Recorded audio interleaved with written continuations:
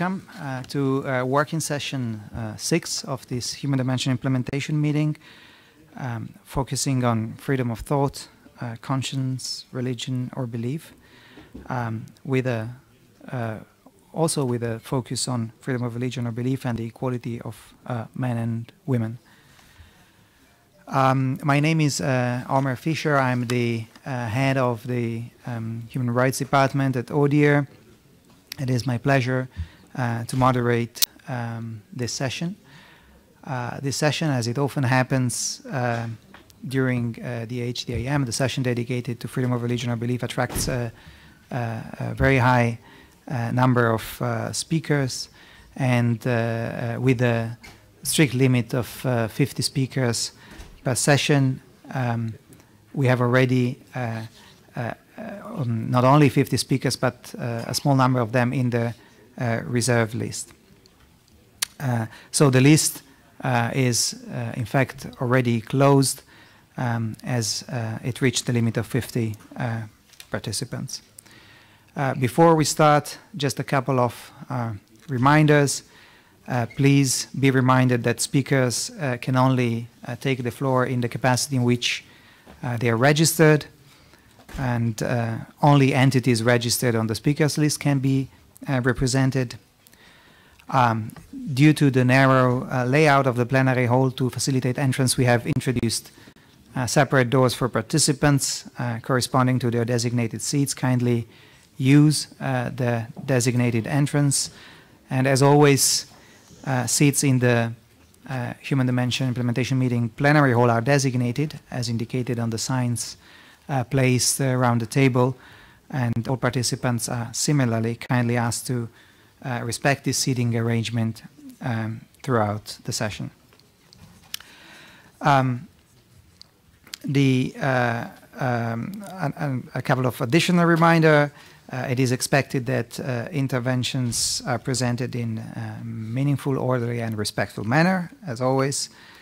And we kindly ask participants to submit their statements before now, when they can, to the interpreters. They will not be distributed to participants without your consent, and preferably to our document distribution colleagues to ensure that the flow of documents reflect the discussion. The statements should be provided to the documentation desk in front of the plenary hall. As I mentioned, this session addresses freedom of thought, conscience, religion, or belief. You've seen the annotated agenda. I won't go through it, but just a few reminders of some of the questions that could be addressed today. These include: on what basis can a holistic understanding of the complex interplay between freedom of religion or belief and the principle of equality between men and women can be upheld even in complicated situations, and what role can freedom of religion or belief can play? How can dialogue on freedom of religion or belief and gender lead to the full application of the principle of gender equality? How can freedom of religion or belief provide the basis, the normative basis for the empowerment of women in religious or belief communities? Are there any antagonistic constructions of the relationship between freedom of religion or belief and equality between men and women? And if so, what are they based on? How can we systematically address the human rights concerns of persons whose problems, challenges, vulnerabilities fall at the intersection between norms related to freedom of religion or belief and norms related to gender equality, the equality between men and women? And what examples in the OSCE region are there of integrating a gender perspective into programs designed for protecting and promoting freedom of religion or belief for all? These are some of the questions. It's not an exclusive list taken from the annotated agenda, but of course there is space for discussions that go beyond, strictly speaking, these questions. But please kindly be reminded that the topic is freedom of thought, conscience, religion, or belief, and I will remind speakers of this in case we think that the particular intervention at hand is not on topic. With this, I would like to move on to introducing our two speakers today. I will start with our first speaker, Reverend Rusudan Godzeridze, who is a bishop of the Evangelical Baptist Church of Georgia and a notable women's rights and gender equality activist. She was the first female Baptist bishop in Georgia. Rusudan has advocated against gender violence and for women's equality and created interfaith dialogues to advance freedom of religion or belief for all in Georgia, with a particular focus on religious minority. She spoke at the 6th United Nations Forum on Minority Issues in 2013 about the situation of religious minorities in Georgia, and in 2014 Rusudan received the 2014 International Women of Courage Award. Our second speaker will be Mrs. Asma Uden, who is the Director of Strategy for the Center on Islam and Religious Freedom. She is also the founder and editor-in-chief of altmuslimah.com and a research fellow at the Berkeley Center.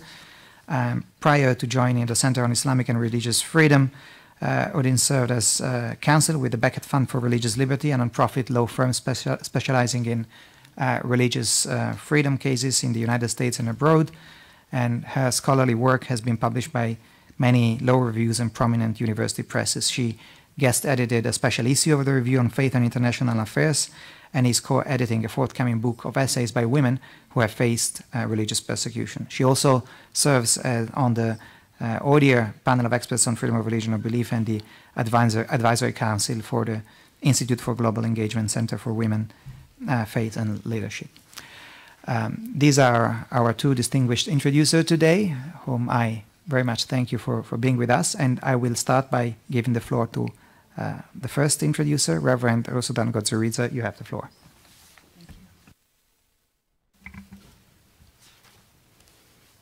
Dear guests, it's a great honor for me to be here and to speak with you about the issues that worries me and that my life is dedicated to.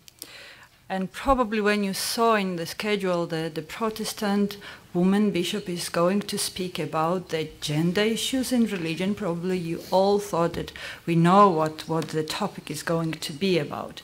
And I've worked in this field for more than 10 years, and every time when we spoke about women's rights, when we worked on empowering women in government, in politics, in agriculture, in business, all was more or less okay, but as soon as we would come to the issue of religion, there was this huge, thick red light where the freedom of religion was, and we could not really speak about the equality, about the empowerment of women when all of a sudden religion would say that, when the religion would teach about the submission of women, where we could not speak about the empowerment when the religion would push women back, or we could not make women speak up when the religion would teach them that women should be quiet. I know that every time we start talking about religion and women, or even if you Google religion and women, the first images that pop up are the Muslim women wearing hijabs. And we somehow think that these are the problems that the Muslims face. But I want to assure you that the problems of equality, the problems of gender equality is everywhere. In Islam, in Christianity, in Judaism, in every denomination, whether it's Orthodox, Catholic, Protestant, other religious traditions. The thing is that very often people would cover their prejudices or cultural approaches with the religious teachings covered. The thing is that I come from the Christian country, the country that was converted into Christianity in the beginning of the 4th century. I come from the country where the Christianity was brought by a young woman from Cappadocia, Saint Nino. But unfortunately, today's problems that Georgian civil society faces, women's equality faces, we cannot really proudly speak about our historical heritage, our religious heritage. The problems we face in Georgia are inequality, poor participation of women in government, in politics, in educational system, in businesses, everywhere. Unfortunately, the ways to fight inequality in different cultures, in different traditions, are not studied well. For instance, sometimes we think and we are sure that the sign of fighting for freedom of women that can be adequate in Europe can work well in Georgia, in Syria, in Eastern countries as well. The two pictures that come to my mind is, for instance, how women in Iran are fighting for their rights. When they speak about their head cover, when the sign of freedom for them is to take photos with their hijabs off. But for instance, in Georgia, girls covered in their traditional Muslim coverage is not the sign of submission, but on the contrary, in Georgian context, women in hijabs are sign of empowered women who are bold enough to show their religious identity openly in the society. So we cannot fight inequality with police. For instance, I cannot forget the case in last year in Kani when the French policeman forced the Muslim woman to take off her swimming suit hijab in front of the public, in front of her 2 crying children. So we need, I think, to overcome the inequality within the religious community is not to bring the police there, or it is not the way to bring the law there. The main thing is to bring the education there. It's important not only to educate the women, but also to educate the religious leaders, to educate the people who teach their communities about the dogmas, about the religious teachings. The thing is that every religious text, every religious scripture has potential of equality. The problem is the political will. The problem is the lack of sensitivity of the modern challenges. I was brought up in the Protestant family. I was brought up in the family of the Protestant pastor, and I have experienced in my life the inequality problems within the community, within the family. But at some point, my community was bold enough to speak up about the inequality, to speak up about the new vision, about the new interpretation of the scripture. And in the scripture, when there are lots of verses to support the submission, you can easily find the verses. You can easily find the source to speak about the equality. All is about the political will. All is about the will of the leaders. So I think to fight the inequality, gender inequality within the communities, within the religious communities, whether it's Christian, Muslim, Jewish, or other religious tradition. It's all about listening to the culture. All is about to study the context. All is about to bringing the education both for the women, for the community people, and also for the community leaders. So I think that education is about financial resources, and if the country, if the society is willing to combat the inequality, the society, the state must invest in education. Thank you.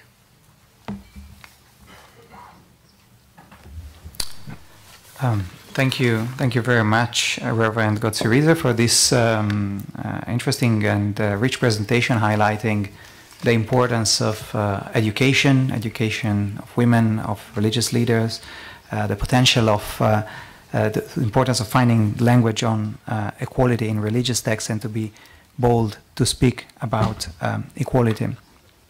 I will now move on to our second speaker today, Mrs. Udin. Mrs. Udin, you have the floor. Thank you for having me here today. One of the hallmarks of religious liberty is that it protects people of all faiths, even if their beliefs seem unfounded, flawed, implausible, or downright silly. It's not that religious freedom requires relativism or indifference to truth. Instead, it's based on an understanding of the religious quest, searching for answers to ultimate questions and living in accordance with one's authentic beliefs. That journey is different for everyone, both among religious communities and among members of the same community.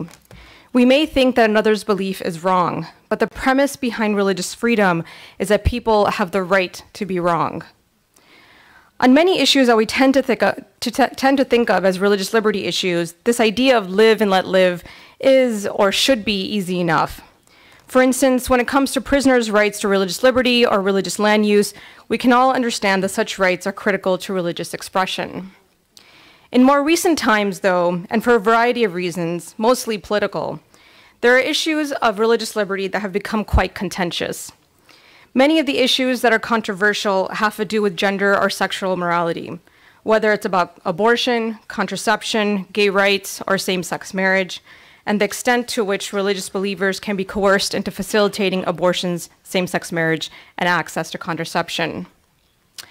Other gender issues are in a heated battle with religious liberty, or at least portrayed as such, have to do with Muslim women. Given the state of global politics, Muslims in Islam are generally viewed with suspicion, if not outright fear and hatred. It's gotten so bad that it is not unusual now to hear in political and even legal discourse that Islam is not a religion, that it is a political ideology undeserving of religious liberty protections.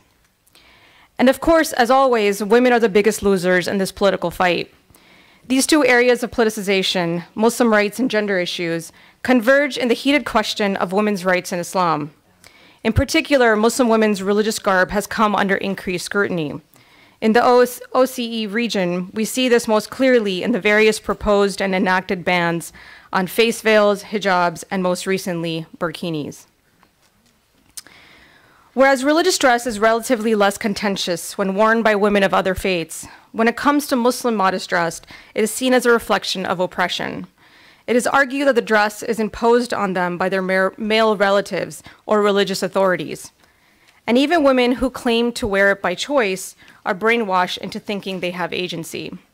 As such, the government needs to step in and save these women by making it impossible for them to lawfully wear religious garb in public. If the women can blame the government, they will be free to dress in less modest ways. So in the Muslim context, modest dress is seen as inherently backward and oppressive. By extension, so is the religious belief that either mandates or encourages such modesty. Earlier, I had mentioned other gender issues that have come into conflict with the religious liberty, namely access to abortion, contraception, and the newer emerging issue of same-sex marriage. Official teachings of some religions prohibit getting an abortion, performing an abortion, using contraception, and in any way facilitating these actions by others.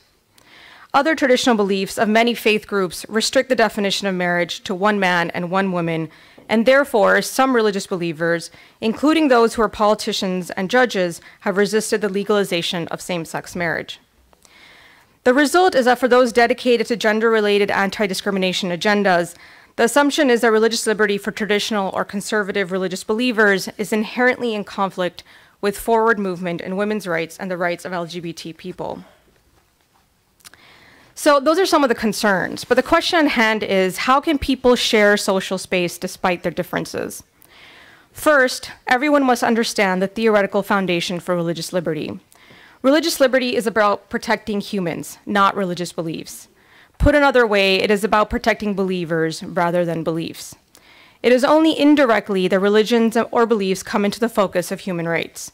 They become legally irrelevant only through the demands for recognition brought forward by human beings.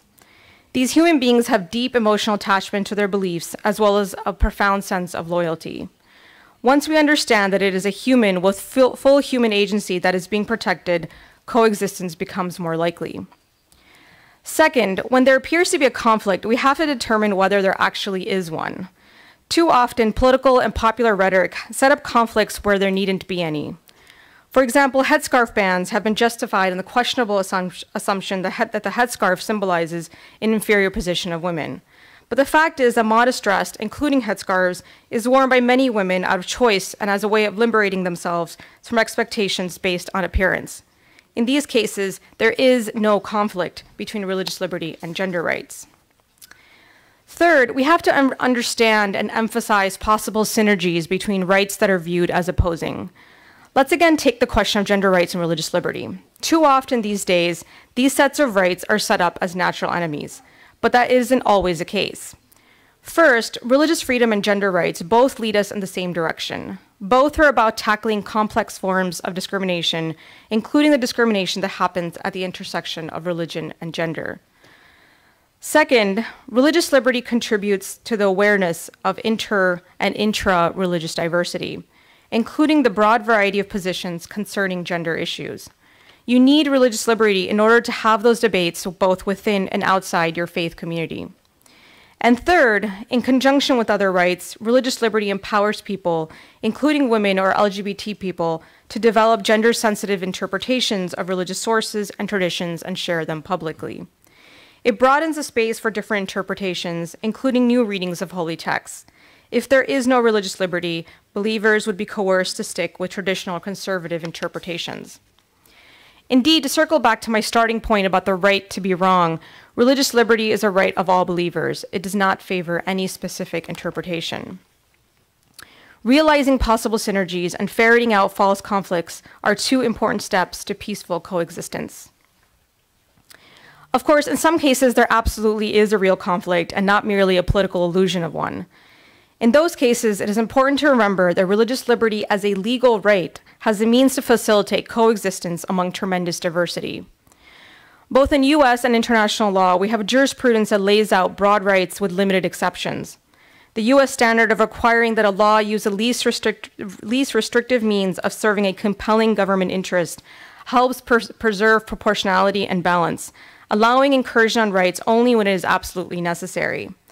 This sort of schema helps cut through cultural and political rhetoric and controversy. It asks the right questions, not just is there a compelling government interest, but more specifically, is the interest compelling with respect to the specific plaintiff? And most importantly, is there a way for the government to achieve this interest without unduly restricting religious liberty? There is a similar balancing exercise built into international law.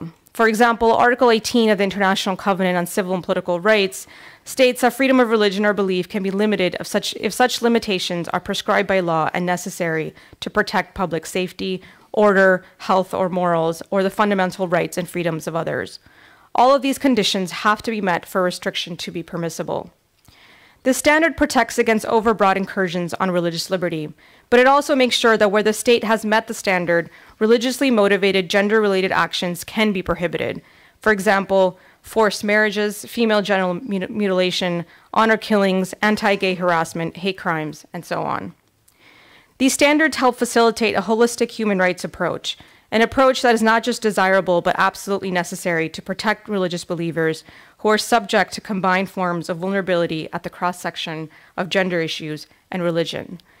And to share a few examples in the OCE region of different groups and initiatives that have worked on this, I'll pull from my own experience and background in the US. The first being my former law firm that Omer mentioned, the Beckett Fund for Religious Liberty, which protects freedom of religion or belief for all by protecting religious groups and religious beliefs on both sides of a given gender issue. And then also my own work at Alt Muslima, where we have created a forum online to help facilitate discussion and diverse interpretations of religious sources in order to help push forward the movement for gender rights within the Muslim community. Thank you.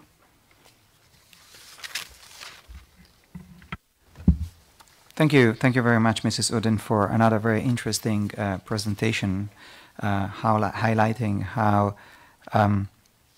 the freedom of religion and belief is about protecting, among other things, you highlighted how freedom of religion or belief is about protecting believers primarily and not beliefs, how there should not be necessarily conflict between the principles of equality of men and women and freedom of religion or belief, and how freedom of religion or belief as such can be an empowering freedom to promote this very principle of equality between women and men as part of a holistic human rights-based approach to both rights and principles.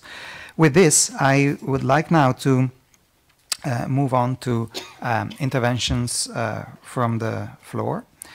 As I mentioned, we have 50 speakers already on our list. For this reason, and also to allow us to have enough time for the rights of reply part of this session, we will limit the time to intervention to 2 minutes only. And I will, as the time expires, I will be signaling that immediately, and of course, if there is a need to conclude a sentence or two, that there is that flexibility. But I'm really kindly asking you to stick to the allotted time so that we can finish on time. Before you speak, please kindly introduce yourself, name and organization or delegation or institution that you represent. Please keep comments and interventions to the point. I will also signal when we think that the topic, your intervention is not on topic. And criticism is welcome, but should be constructive.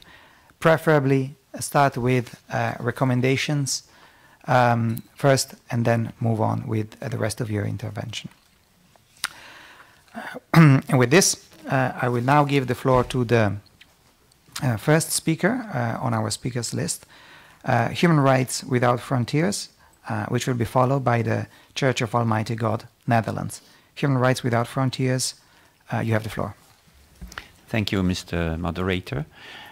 Our organization, along with the Forum for Religious Freedom Europe, takes this opportunity to raise once again what is arguably the most flagrant assault on religious freedom to occur in the Euro-Atlantic region since the end of the Soviet Union and its satellite communist regimes in Eastern Europe, namely the Russian Federation's illegal ban on the Jehovah's Witnesses.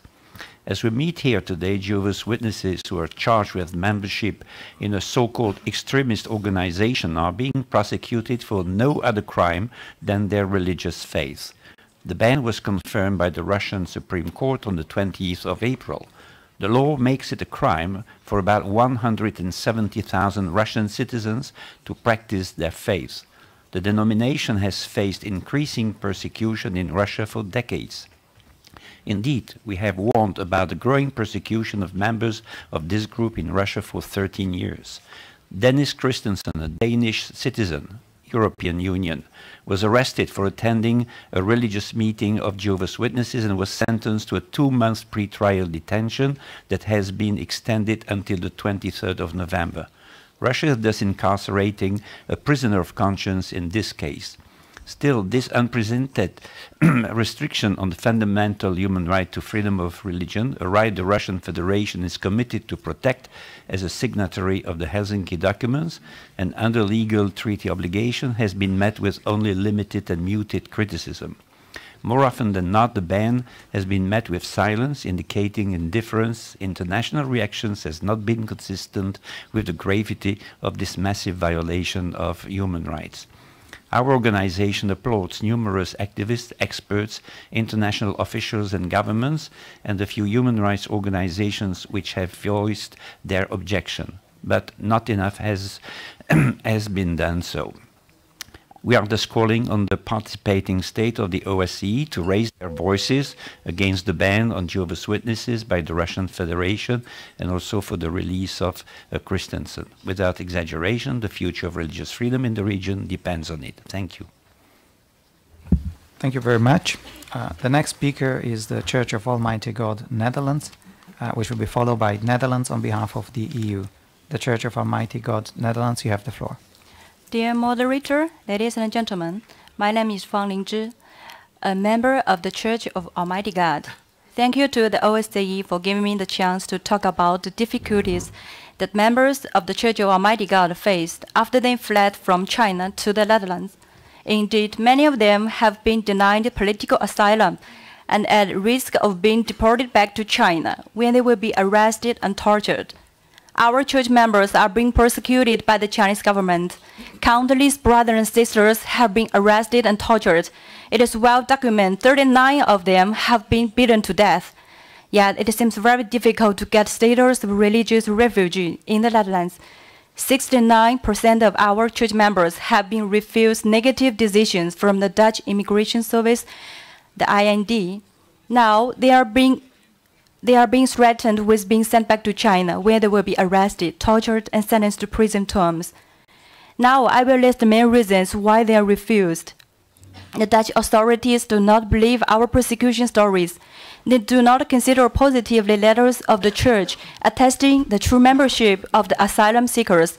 They do not know the doctrine of our Church, but just know about the Chinese propaganda against our Church on the Internet. I sincerely hope that the Netherlands could have a comprehensive and objective understanding of the Church of Almighty God, which is a newly arising church. Recommendations: we hope Dutch Immigration Service not to deport these church members of Almighty God, but to grant them political asylum. None of them have committed any illegal activity in the Netherlands. Thank you all for listening to my speech. Thank you. Thank you very much. The next speaker is the Netherlands on behalf of the EU, followed by the CAPLC. Netherlands on behalf of the EU, you have the floor. Thank you, Mr. Moderator. I'm honored to speak on behalf of the European Union and the following countries: Montenegro, Serbia, Albania, Bosnia and Herzegovina, Moldova. Mr. Chairman, please note that this list of aligned states is not final. The full list of aligned states will be provided on the written version of the statement. Mr. Moderator, the EU attaches the greatest importance to the promotion and protection of freedom of thought, conscience, religion or belief as a fundamental human right, and has made it one of the priorities of its human rights foreign policy. The EU Foreign Affairs Council adopted specific guidelines in June 2013, which contain clearly defined priorities and tools for the promotion of freedom of religion or belief worldwide, including within the EU. With these guidelines, the EU reaffirms its determination to promote freedom of religion or belief as a right to be exercised by everyone everywhere, based on the principles of equality, non-discrimination and universality. In doing so, the EU focuses on the right of individuals to believe or not to believe, and alone or in community with others to freely manifest their beliefs, including the right to change one's religion or belief or to renounce it. The EU does not consider the merits of the different religions or belief or the lack thereof, but ensures that the right to believe or not to believe is upheld. A full statement with our concrete recommendations to participating states will be distributed in writing. Thank you. Thank you very much. The next speaker is CAPLC, followed by the Fédération européenne des centres de recherche et d'information sur le sectarisme. CAPLC, you have the floor. Thank you, Mr. Moderator. CAPLC is an association that was created in 2000 to unite minorities' religions in Europe to counter discrimination in France and in Europe. It has NGO consultative status with the Economic and Social Council of the United Nations. During the last OSCE session on freedom of religion or belief, we exposed the harmful activities of FECRIS, the European Federation of Centers of Research and Information on Sectarianism, in Russia on its general financing by the French government. Members of FECRIS and its Russian branch, the Saint Irenaeus of Lyon Centre of Religious Study, which is affiliated to the Orthodox Church, have been waging for years in a campaign against non-Orthodox minorities in order to eradicate them from the Russian territories. Alexander Dworkin, Vice President of FECRIS and Director of the Saint Irenaeus of Lyon Centre, is a major spokesperson and activist in its campaign against religious minorities in Russia. The situation of religious minorities has now worsened during the last months. The banning of Jehovah's Witnesses practice and their faith on the Russian territories, and the sentencing of 5 Scientologists to 2 months pretorial detention and a raid of their church in St. Petersburg. FECRIS claims in its bylaw that its activities do not enter the religious field and declare to be neutral on this matter.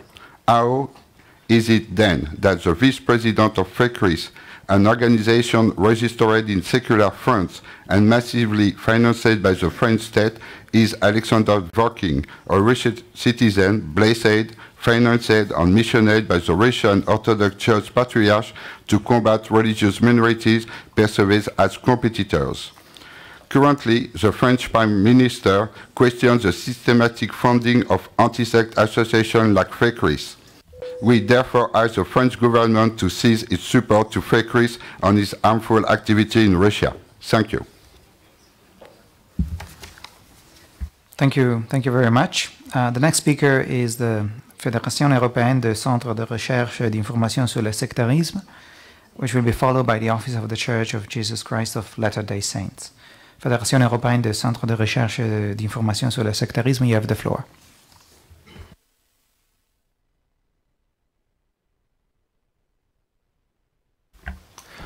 Thank you. Luigi Corvaglia, the board of FECRIS, European Federation of Centers of Research and Information on Cults and Sects. The organization committed itself in the Paris Declaration of 1999 to fighting the effects of adverse sectarian practices and assisting victims of such practices. In the same declaration, FECRIS stated its unwavering attachment to the fundamental values and freedoms of our Western societies. First of all, respect of freedom of belief. The same democratic principle this assembly is committed to defend and implement. One should bear in mind, however, that the same principles transformed into slogans may be used by the enemies of our secular and inclusive society. Smear campaigns against FECRIS are constantly being promoted even within the same walls, as we have just seen. In Italy, the country in which the association I represent is located, such organizations hold defamatory lectures within the precinct of the Palace of Parliament, which is clearly unacceptable. Accordingly, we recommend that the European and other intergovernmental forums exercise the necessary vigilance to monitor those who act as transmitters of values of our open societies and unmask those who pretend to carry these values to better disregard them. We furthermore call on the Italian government to comply with the European directives, to respond to the parliamentary questions, many unanswered interpellations submitted regarding the protection of individuals against cult abuse, and lastly, not to be misled by impostors. Thank you. Thank you very much. The next speaker is the Office of the Church of Jesus Christ of the Latter-day Saints, which will be followed by the Russian Federation. Office of the Church of Jesus Christ of Latter-day Saints, you have the floor. Thank you, Mr. Moderator. My name is Francesco Di Lillo on behalf of the Church of Jesus Christ of Latter-day Saints. Thank you to the introducers and the representatives of the participating states for convening this important and addressing this important topic of freedom of religion belief.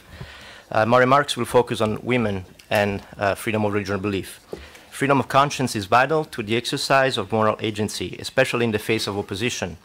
We forge our identities by taking a stand on what is right and wrong. Conscience knows no gender. Religious persecution hurts everyone, but women and girls seem particularly affected. In many cultures and legal systems, they are less likely to receive protections. Limiting religious expression disempowers women from a broad range of faiths. Freedom of religion or belief is one of the most important women's rights. Without it, minority groups, including women, will not be at the table, and the vital, productive, and creative voices will not be heard.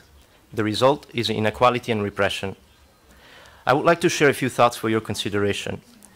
The best kind of religious freedom enables women to determine their own beliefs, to speak out when they see shortfalls in the practice of their faith traditions, to choose a different religion, and to participate in society. Each country has a different track record on women's rights, but where religious freedom is honored, women have more recourse to the law and receive better educational opportunities. This allows them to take leading roles in the improvement of their communities. Secondly, stability relies on the well-being of women. Foreign policy scholar Valerie Hudson asserts that there is a strong and highly significant link between state security and women's security. In fact, the very best predictor of a state's peacefulness is not its level of wealth, its level of democracy, or its ethno-religious identity, but the best predictor is how well its women are treated. In the end, religious freedom is not about eliminating rivals and intimidating people into agreeing with the majority. Rather, religious freedom is about achieving peace among differences and reducing fear so everyone can have confidence in their lawful place in society. A world where women are empowered to follow their conscience is a world of greater peace and possibility. Thank you. Thank you very much. The next speaker is the Russian Federation, followed by Christian Solidarity Worldwide. Russian Federation, you have the floor. Moderator, an analysis of the situation concerning religious intolerance in the OSCE area shows that there is a clear problem of protecting the rights of religious minorities, first and foremost Christians. In Europe, where culture is based on Christian values, Christianity has been squeezed out of public life, and Christian identity has become one way of fighting against discrimination against Christians and the followers of Islam.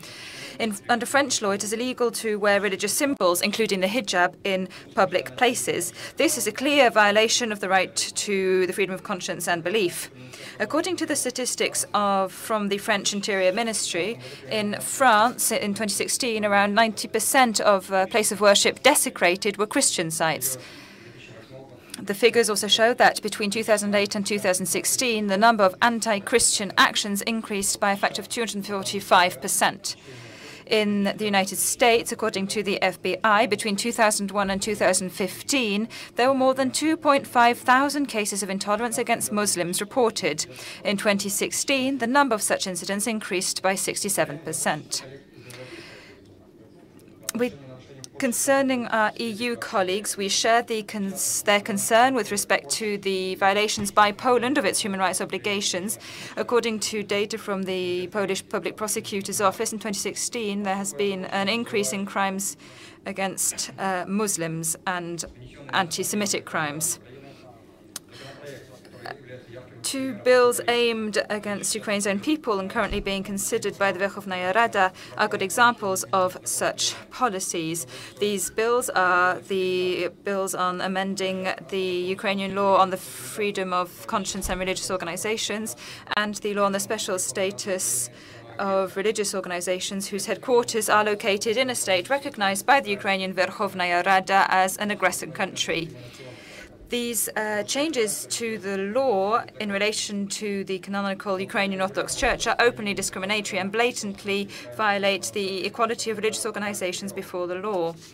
Now, this begs the question, how do such actions, including the actions of far-right radicals against Orthodox churches, measure up against the Ukrainians' OSCE and Council of Europe obligations, and also against the implementation of a number of fundamental documents, including the Convention on the Eradication of All Forms of Discrimination? We will spread our full statement. Thank you very much. Christian Solidarity Worldwide, followed by Stella del Mattino, Church of Almighty God. Christian Solidarity Worldwide, you have the floor. Thank you. Christian Solidarity Worldwide, a human rights organization that specializes in freedom of religion or belief for people of all faiths or none, welcomes today's focus on gender and freedom of religion or belief.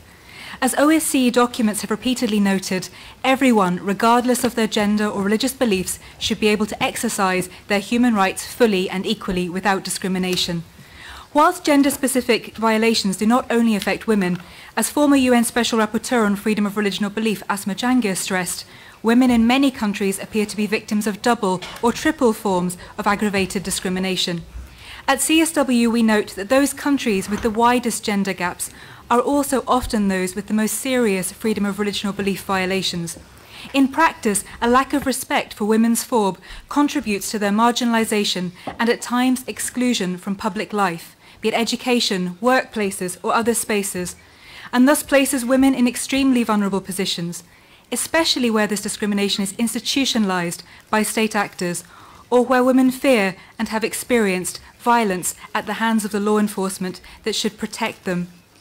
As such, it's important to dispel any misconceptions about women's rights and freedom of religion or belief being mutually exclusive. The opposite is true. The lack of one negatively impacts the other. Without freedom of individual thought, which enables an ability to critique, there is no possibility of freedom or of emancipation at all. The societal impact of such absences of rights is clear. In 2014, the Basel Ministerial Council clearly linked the interrelationship between women's full exercise of their human rights and participating states' ability to achieve a more peaceful, prosperous and democratic OSCE area. In terms of recommendations, the consultation of women in all policy discussions should be prioritised. Without their input in policy making, the sometimes unique challenges faced by different groups of women can be inadvertently exacerbated. The full statement with recommendations will appear on the website. Thank you. Thank you very much. The next speaker is Stella del Mattino, Church of Almighty God, which will be followed by the Giuseppe Dossetti Observatory for Religious Tolerance and Freedom. Stella del Mattino, Church of Almighty God, you have the floor.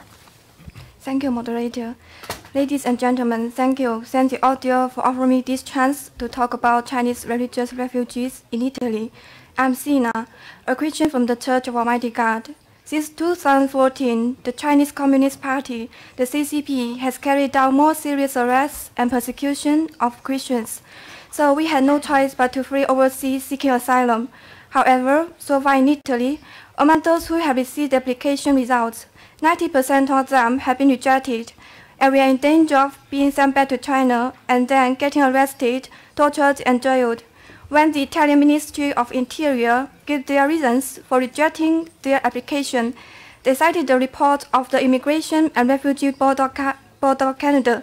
But actually, the reports by China's major media on the Church of Almighty God are all false, nothing but slander and frame up. The Italian Ministry of Interior should not believe them and should not believe the lies of Chinese Communist Party to reject our application for asylum. Hereby, we earnestly hope the Italian government can be objective and fair in treating our church, the Church of Almighty God. Recommendations. We appeal to the Italian authorities not reject our asylum application but give us refugee statuses. We are Christians of the Church of Almighty God. We never carried out any illegal activities in Italy. Thank you for your attention. Thank you very much. The next speaker is the Giuseppe Dossetti Observatory for Religious Tolerance and Freedom, which will be followed by the Sava Center for Information and Analysis. Giuseppe Dossetti, Observatory for Religious Tolerance and Freedom, you have the floor. Thank you, Mr. Moderator. I would take the opportunity of this session to briefly deal with the protection of the autonomy of religious and belief communities vis-à-vis the principle of equality between women and men. It is well known that in many religions, positions of religious authority are reserved to male, and this may apparently seem in contrast with the principle of equality between women and men. But in this respect, we should always bear in mind that the nature and structures of religious communities are very different from those of our societies. The pastoral church in a religious community is not a simple government comparable to the modes of the authority found in states, but is often linked to a religious investiture stemming from the theological economy of the relevant religion. In this perspective, the religious office does not form part of the right of the individual, nor cannot become the goal of social advancement. To consider the access to a religious office as a human right would be to misjudge its nature completely, since it is part of another order. The relationship between religious communities and governmental bodies relies on the premise that state and religions have specific tasks, which are not interchangeable, and that each time the two powers have tried to encroach upon the competence of the other, it is human consciences that have suffered. To demand that states should enforce women's right of equality within religious communities would represent a serious violation of freedom of religion or belief. In fact, it is well known that participating states must respect the autonomy of religion or belief communities by ensuring that a national law leaves it to the religious or belief community itself to decide on its leadership, its internal rules, the substantive content of its belief, the structure of the community, and methods of appointment of the clergy. The full text of the statement has been made available through the DDS. Thank you. Thank you very much. The next speaker is the Sava Center for Information and Analysis, which will be followed by the Constantinopolitan Society. Sava Center for Information and Analysis, you have the floor. Moderator, participants, I'd like to draw attention to a few of the most urgent problems in the area of freedom of conscience in Russia. There's been many years of discrimination against the Jehovah's Witnesses, which previous speaker has addressed, and that has resulted in a ban of this organization throughout Russia. This is a full-scale repressive action against the religion, and after the High Court decision, a number of violent acts were carried out to Jehovah's Witnesses throughout Russia. Generally, violence against Jehovah's Witnesses is increasing, and this is something that impacts on other religions as well. Alongside the the acts against missionaries, which we talked about a year ago, there are acts against churches as well. There are over 100 cases of prosecuting members for carrying out missionary activities. And we believe that most of these cases are excessive. We are seeing a disproportionate application of a discriminatory law. And the measures taken against the Jehovah's Witnesses are also being leveled against other Muslim organizations, Protestant and new religious organizations, and we're seeing the law on the offense against religious sensibilities being excluded from the criminal code. Thank you very much indeed for your attention. The next speaker is the Constantinopolitan Society, which will be followed by the Western Trace Minority University Graduates Association. Constantinopolitan Society, you have the floor. Thank you. Ladies and gentlemen, Constantinopolitan Society, a non-governmental, non-profit organization established in 1928, will focus today on religious intolerance issues that the Ecumenical Patriarchate, a religious institution with a history of 17 centuries, is still confronted with in today's Turkey. The Turkish government denies the recognition of Ecumenical Patriarchate as a legal entity, having a dire consequence, the diminishment of its property. Since January 2013, the elections within the foundation board members cannot be held, and the electoral process has been suspended. 15 foundations owned by the Ecumenical Patriarchate have been illegally seized by the General Directorate of Foundations. The Greek Orthodox Theological School of Halki, which had been operating since 1844, the only Greek Orthodox educational institution in Turkey for training its religious leadership, remains closed since 1971. Turkey today, during 21st century, denies the Ecumenical Patriarchate the ability to train clergy. 3 churches in the district of Karaköy Galata in Istanbul, as well as their 72 immovable properties, continue to be legally and forcibly occupied by the self-declared and non-existent Turkish Orthodox Patriarchate. Finally, Turkey must practically respect, in facts and not in words, what it is noisily demanding from other countries around the world regarding issues of religious freedom. Thank you for your attention. Thank you very much. The next speaker is the Western Thrace Minority University Graduates Association, which will be followed by the Netzwerk Muslimische Zivilgesellschaft. Western Thrace Minority University Graduates Association, you have the floor. Thank you, Mr. Moderator. Distinguished delegates, my name is Onur Mustafa Ahmet, and representing the Turkish minority of Western Thrace as the oldest Muslim community of European Union, we call upon the Greek state to guarantee freedom of religion to Turkish minority, including the election of muftis and the Vakıf boards. The religious autonomy of the Western Thrace Turkish minority was safeguarded in Lausanne Peace Treaty and the Athens Treaty. The religious leadership and the management of Vakıfs still continue to be examples of Greece's violation against these treaties. There are 2 kinds of Muslim bishops who are called muftis in Western Thrace. The elected muftis are chosen by members of the Turkish minority, but the Greek state does not recognize them, whereas the Greek church community and any church community in the world are autonomous. The appointed muftis, on the other hand, are Greek civil servants appointed by the Greek state, and they are recognized as official muftis, whereas their Christian equivalents are independent from the Greek state.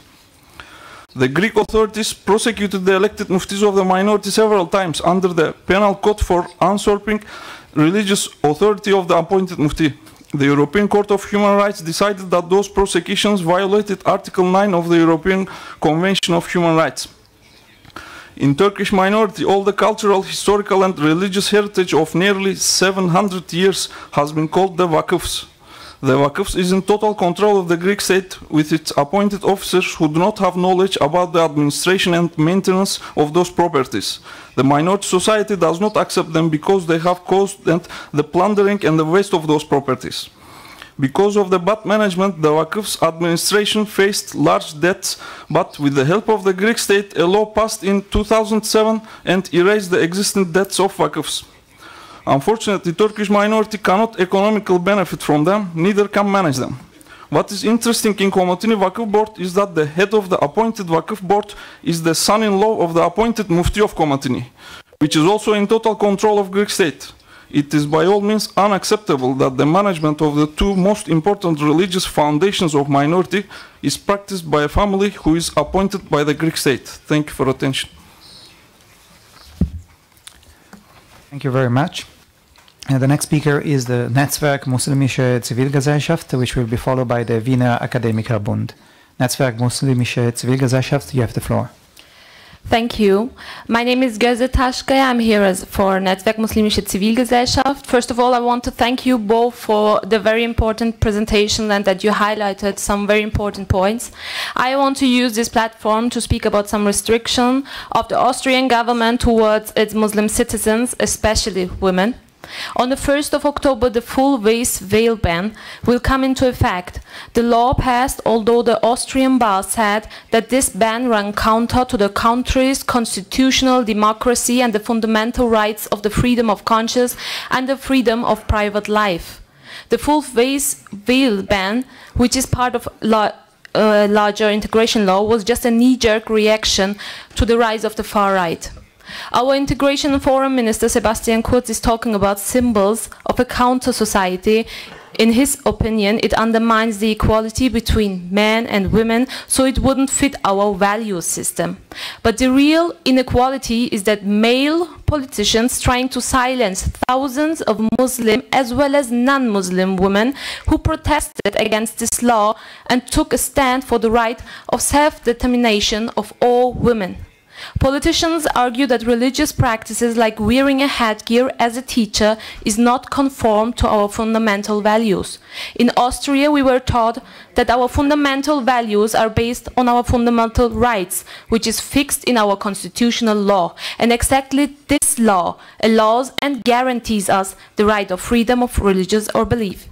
But our integration minister is willing to introduce a hijab ban in the public sector, especially for teachers. Because in his opinion, Muslim women can't be good role models and there is too much influence on young people. The never-ending discussions about the hijab ban in public and private sectors, which are supported and led by different Austrian public institutions, the Austrian government prevent Muslim women's financial and economic independency. We recommend every state to configure an institution which is legally obligated to check if there are unconstitutional legal situations and if they cause unequal rights because of ethnicity, gender, or religious beliefs. Thank you. Thank you very much. The next speaker is the Wiener Akademikerbund, which will be followed by the Forum 18 News Service. Wiener Akademikerbund, you have the floor. Thank you, Mr. Moderator. I'm Henrik Clausen, speaking for Wiener Akademikerbund in Austria. I will speak about the idea that freedom of religion, belief, and gender equality may be regarded as being in opposition to each other. Western notions of faith and law have always operated under the notions of religion that constitutionally maintain the distinction between what is rendered unto Caesar and what is rendered unto God. That does Islam not recognize, and Islamic law does not permit this. The issue is allowing the governing laws of Islam to carry religious protections alien to Western government and religious principles. It is the view of the Akademikerbund that such a forced contradiction should not be allowed to stand. Where conflict exists, the law of the land must take precedence over religious doctrines, or religion could become a pretext for sedition and erosion of women's rights. Unfortunately, this is not the situation in several participating states, like in Great Britain, where 100 self-established Sharia courts routinely deny women equal rights. Allowing Sharia courts to stand up in the OSCE lands constitutes the permissive standing up of a competing hostile legal institution. If we are serious about defending equal rights for women, we must act against those enforcing Sharia law in our cities today, and we must outlaw the practice of discriminatory practices understood to have the force of law in our land. Wiener Akademikerbund therefore recommends that OSCE participating states take action against individuals and actions practicing and enforcing law incompatible with human rights, that participating states call upon religious representatives to accept that the law of the land is superior, and that OSCE establishes a working group to propose measures against law that violates human rights. Thank you. Thank you very much. The next speaker is the Forum 18 News Service, which will be followed by the Holy See. Forum 18 News Service, you have the floor. Thank you for your attention. Our full statement and recommendations will be on the website. The OSCE is a security organisation whose commitments stress that security and human rights depend upon each other. Security threats in the form of serious freedom of religion or belief violations invariably take place in highly patriarchal societies without gender equality. In such participating states, there are strong pressures against women speaking out about human rights violations, including male violence. UN Special Rapporteur on Freedom of Religion or Belief, Ahmed Shahid, in January stressed that the right to freedom of religion or belief and the right to equality are intimately linked. Yet in June, the SR, with other UN experts, was forced to state that women's rights are facing an alarming backlash in many parts of the world, and it is critically important to press on with further setting standards on gender equality. There are sadly many participating states targeting women's fundamental freedoms. For example, In Uzbekistan, women in particular face sexual violence by male officials. In one recent incident, in July 2017, ordinary police and anti-terrorism police raided a meeting where 27 Protestants were meeting for worship. During the arrests, interrogations and literature confiscations which followed, only the women were forcibly undressed down to their underwear.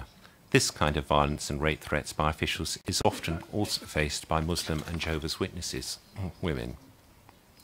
State control of society is the goal of many participating states, using alleged extremism to justify violating commitments. One such participating state is Tajikistan, which on 29th of August brought in a law which, among other restrictions, reinforced the regime's campaign against women wearing the hijab. Women have been questioned, threatened, fined, as have some husbands. They've also been forced to lose their jobs. So among recommendations will be to understand in concrete terms serious violations taking place in the OSCE region, including the targeting of women. Thank you for your attention. Thank you very much. The next speaker is the Holy See, which will be followed by the United Kingdom. Holy See, you have the floor. Thank you, Mr. Moderator. The prepared statement of the Holy See for this regular working session will be distributed. I will come directly to our recommendations. We have 3 recommendations for this session. First, that the OSCE participating states, adhering to their consensually agreed decision of 2014, elaborate Ministerial Council declarations on intolerance and discrimination on religious grounds. 2, that the OSCE participating states devote 1 meeting of the Human Dimension Committee in 2018 to the concept and understanding of the freedom of religion or belief in line with OSCE commitments. And finally, that ODIHR continue its analysis and thinking concerning interreligious dialogue and dialogue between religious communities and governmental bodies, keeping in mind the differences between these 2 forms of dialogue. I will then make one additional point, and I apologize to the interpreters, it is not in our prepared statement. Our delegation feels obliged to express its dissatisfaction with the presentation of this working session in the annotated agenda, which provides no concrete information, no examples, and no specific basis in consensually agreed OSCE commitments for its link between freedom of religion or belief and equality between men and women. While the presentation claims to seek the advancement of freedom of religion or belief and the equality between men and women, its uncorroborated statements seem, however, to be pitting the 2 against one another. Our delegation is also concerned about the inclusion of a curious call for discussions on religious doctrine that would be deemed problematic or antagonistic. Setting specific human dimension commitments up against one another is a dangerous path to take and will do nothing else than further complicate the OSCE's 3rd dimension. Our delegation is furthermore concerned that using equality between men and women as outlined in OSCE commitments, a goal the Holy See fully shares, to discuss the validity of religious teaching, coming close to questioning freedom of religion or belief itself, would make it most challenging for participating states to find consensus on any document on so-called gender issues at the upcoming Ministerial Council. I apologize for going over time, and I thank you, Mr. Moderator. Thank you very much. The next speaker is the United Kingdom, followed by the All-Russian Public Organization, Russian Association of Protection of Religious Freedom. United Kingdom, you have the floor. Thank you, Mr. Moderator, and I'd like first to also thank the 2 introducers for their excellent, interesting and thought-provoking introductions to this session. I listened attentively and I think you were very good. We fully align with the statement delivered by the Netherlands on behalf of the European Union and its member states and would like to make a few remarks in our national capacity. The UK is committed to promoting and protecting all human rights, including freedom of thought, conscience, religion or belief, and gender equality. They remain a key part of the UK's wider human rights work and are part of our programme of work as chair of the Human Dimension Committee this year. Our next meeting will be on freedom of religion or belief. We continue to speak out publicly and privately when we see changes in laws and practices that discriminate against individuals on the basis of their religion or belief, and to raise cases of persecution in individual countries. For example, in response to Russia's Supreme Court ruling banning Jehovah's Witnesses as so-called extremists. The UK will stand up not just against persecution, but to secure full respect for the human rights of members of minority and majority communities, including religious communities around the world. We must continue to promote inclusion, integration and tolerance so that we can protect freedom of religion or belief. As we just mentioned, in parts of the OSCE region, we've witnessed attempts to justify limitations on the freedom to manifest religion on the basis of combating extremism. We believe in the opposite, that promoting respect for freedom of thought, conscience, religion or belief is essential to countering violent extremism. Societies that guarantee freedom of religion or belief are stronger, fairer and more confident. The Universal Declaration of Human Rights recognizes the inherent dignity of the human and the equal and inalienable rights of all members of the human family. This applies to us all. It is important that all states and all religious practices support that. Thank you. Thank you very much. The next speaker is the All-Russian Public Organization, Russian Association for the Protection of Religious Freedom, followed by ADF International. Public Organization, Association of Protection of Religious Freedom, you have the floor. Thank you very much, Oleg Shirov. I represent the annual report of the All-Russian Public Organization, Russian Association of Protection of Religious Freedom on intolerance in the world. In this report, we consider the cases of intolerance against members of other faiths, as well as factors such as the political evolutions in different countries and the international agenda. We pay particular attention to the process that has been ongoing since 2016. Amongst the main problems affecting religious freedom in the world, our report highlights the following ones.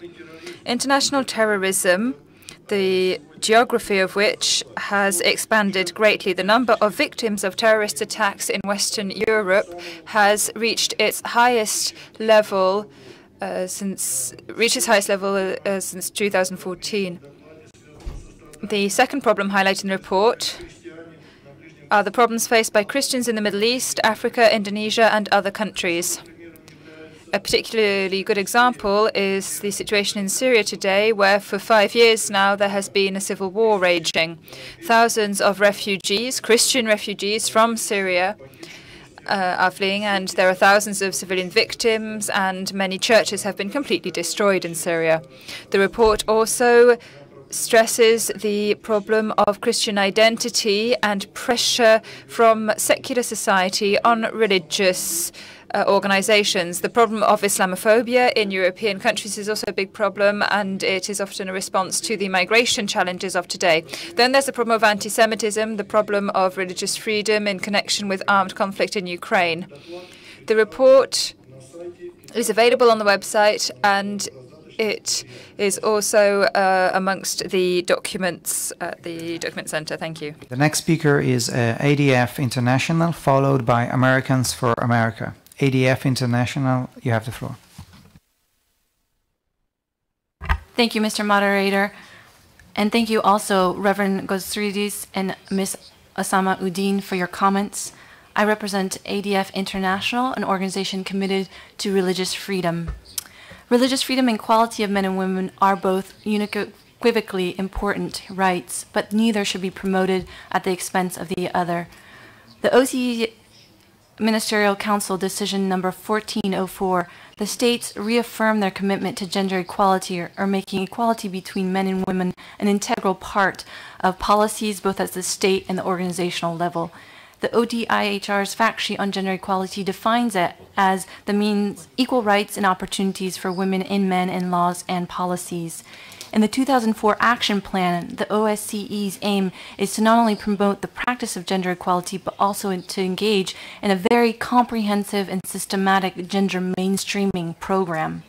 The OSCE states have equally asserted their commitment to religious freedom and autonomy, specifically to respect and ensure the enjoyment of freedoms in thought, conscience, and religion or belief, to respect every individual's right to manifest his religion or belief, and to refrain from imposing restrictions inconsistent with OSCE commitments. The OSCE's mission to explore possible synergies is honorable and must be acted upon. However, there are three things to consider. First of all, the definitions that we are talking about. When we look at the definitions of gender equality, it actually raises the more fundamental question of who is the ultimate authority to define these terms. Mrs. Udine mentioned that protecting religious freedom includes the right to be wrong. Who defines what is wrong? And Reverend Rusidan mentioned that within the religious scripture, her Protestant tradition, that there is a potential within the very scriptures to see gender equality and general dignity. And the ADF reminds the states that it is important to refrain from conflating equal dignity with treating dissimilar situations alike, and to resist the temptation to privilege prevailing views about gender at the expense of respect for the integrity and autonomy of differing religious beliefs. Thank you. Thank you very much. The next speaker is Americans for America, followed by Ukraine. Americans for America, you have the floor. Thank you, Mr. Moderator. I am John Andrews. I represent Americans for America, a citizens education project based in Denver, Colorado. As other speakers have pointed out, we face a persistent problem in these human dimension sessions with terms that are pejorative and yet remain undefined. The issue wouldn't be significant except for the fact that undefined words are sometimes used to make national policy or craft legislation. One such word, so often used here, is discrimination. The Merriam-Webster Dictionary includes this among its definitions of discrimination: the act, practice, or instance of discriminating categorically rather than individually. This is clearly the process referred to in such phrases as racial discrimination or religious discrimination, or this morning's particular topic, sexual or gender discrimination. However, there are other instances of discrimination that are considered acceptable. Take, for example, the sign on a door in a retail business that reads employees only. The sign on a door I just entered here that reads NGO representatives. Such signs clearly discriminate against those not in the category, yet it is entirely unobjectionable. No one would consider filing an anti-discrimination lawsuit on the basis of instances such as this. What then are the criteria for good discrimination versus bad discrimination? Discrimination against gays is considered unacceptable. Yet discrimination against members of the identitarian movement or neo-Nazis is considered acceptable, if not mandatory. As long as there is no clear, unambiguous official standard for separating unacceptable discrimination from acceptable discrimination, Americans for America recommends that the word discrimination be excluded from OSCE documents in the future. Thank you. Thank you very much. Well, just a reminder that the principles of tolerance and non-discrimination are now part of the OSCE commitments adopted by consensus by all participating states. The next speaker is Ukraine, which will be followed by the United States of America. Ukraine, you have the floor.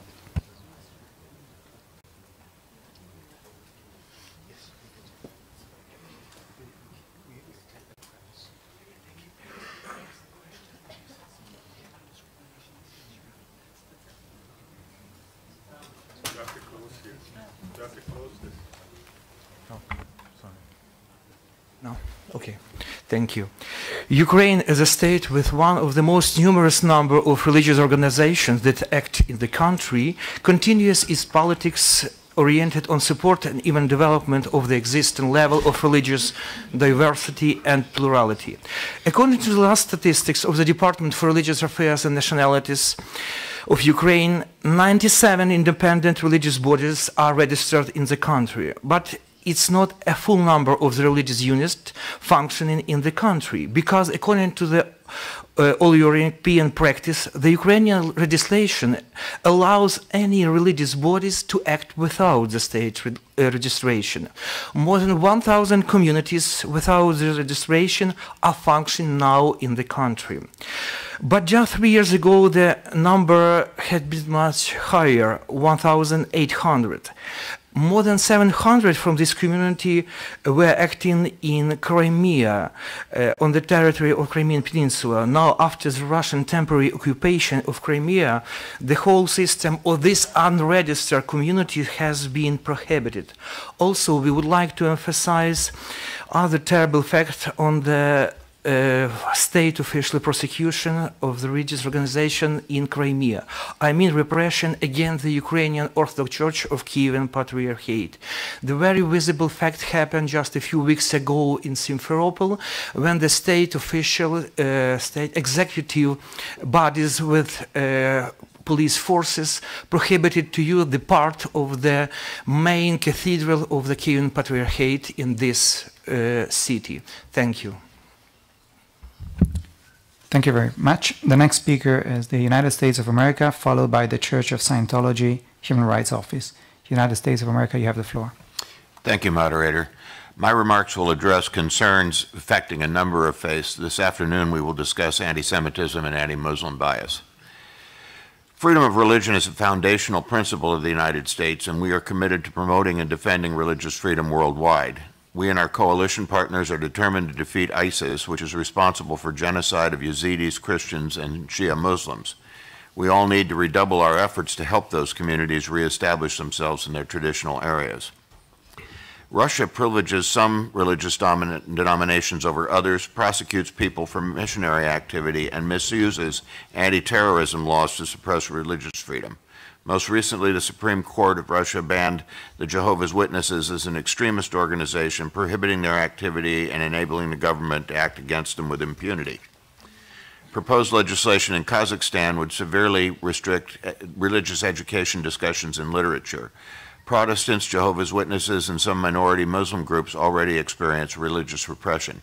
Some participating states continue to use security concerns as a pretext for failing to respect freedom of religion. My government has designated Tajikistan, Turkmenistan, and Uzbekistan as countries that commit gross violations of human rights against religious activists.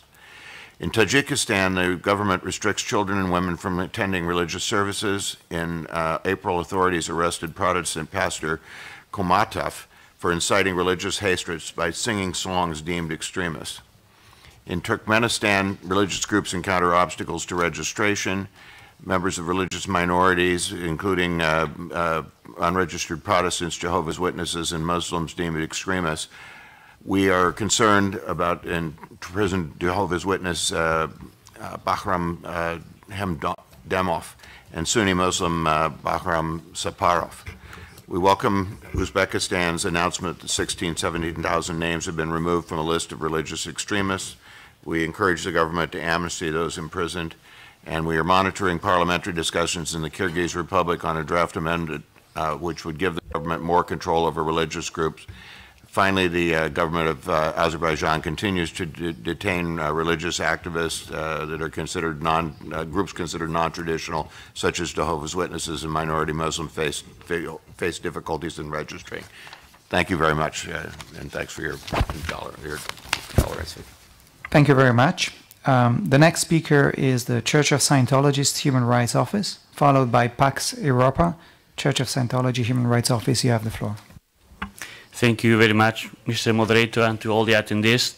First of all, as the Director General of the European Office Human Rights for the Church of Scientology, I would like to commend countries like Spain, Portugal, UK, Sweden, US, Canada, Italy, and Holland for their advancements every year on the fight of religious freedom. And I call upon all of them and the rest of the member states of the OSCE for an outspoken standing up against religious discrimination. The Church of Scientology, after having won 3 cases at the European Court of Human Rights, versus the Russian Federation for their negative to register rightfully the Church of Scientology as a religious organization, while having won legally in view of the European Convention, some officials of the Russian Federations are not only denying the applications of the law and its international commitments regarding religious freedom, but as a punishment for having won at the European Court of Human Rights, they didn't allow registration and used it to put in pre-trial detention to 5 peaceful Scientologists, of which 3 were applicants at the cases we won at the European Court of Human Rights. Russia should really separate church from state, should stop hypocrisy, and should stop any biased and corrupt application of a law that is meant to protect people and give security, but instead is being mainly used as a witch hunt, not only against Scientologists, but against Jehovah's Witnesses, against Mormons, Presbyterians, and many other minority Christians and others. We demand you to come back to your senses and start to rightfully apply your own violated constitution and European, OSCE, and international religious freedom standards. Full statements and recommendations can be found on the website. Thank you very much. Thank you very much. The next speaker is Pax Europa, followed by the Justice and Liberties for All Committee. Pax Europa, you have the floor. Thank you, Mr. Moderator. Das österreichische Islam. The Austrian law on Islam is a fundamentally flawed law. It dates from 2015 and gives legal justification to the Islamic faith community in Austria to not give a true account of its articles of faith or its objectives, and it exempts it from any criticism. This flawed law has been used by the Islamic faith community to submit merely a 9-page document entitled The Teaching of the Islamic Faith Community in Austria, which leaves out fundamental and binding elements of the articles of faith. The Office of Culture approved this and effectively accepted the refusal to supply a clear reflection of the articles of faith. The Parliament also confirmed this, saying substantive questions or calling into question the community of faith was not allowable. This is a de facto acceptance of Sharia law in Austria, and one consequence is visible today. The integration law contains a prohibition of total concealment or veiling covering or veiling in public. The Islamic faith community published a paper on veiling covering in Islam, which effectively has the effect of a fatwa, saying that the covering of women is a key part of its teaching.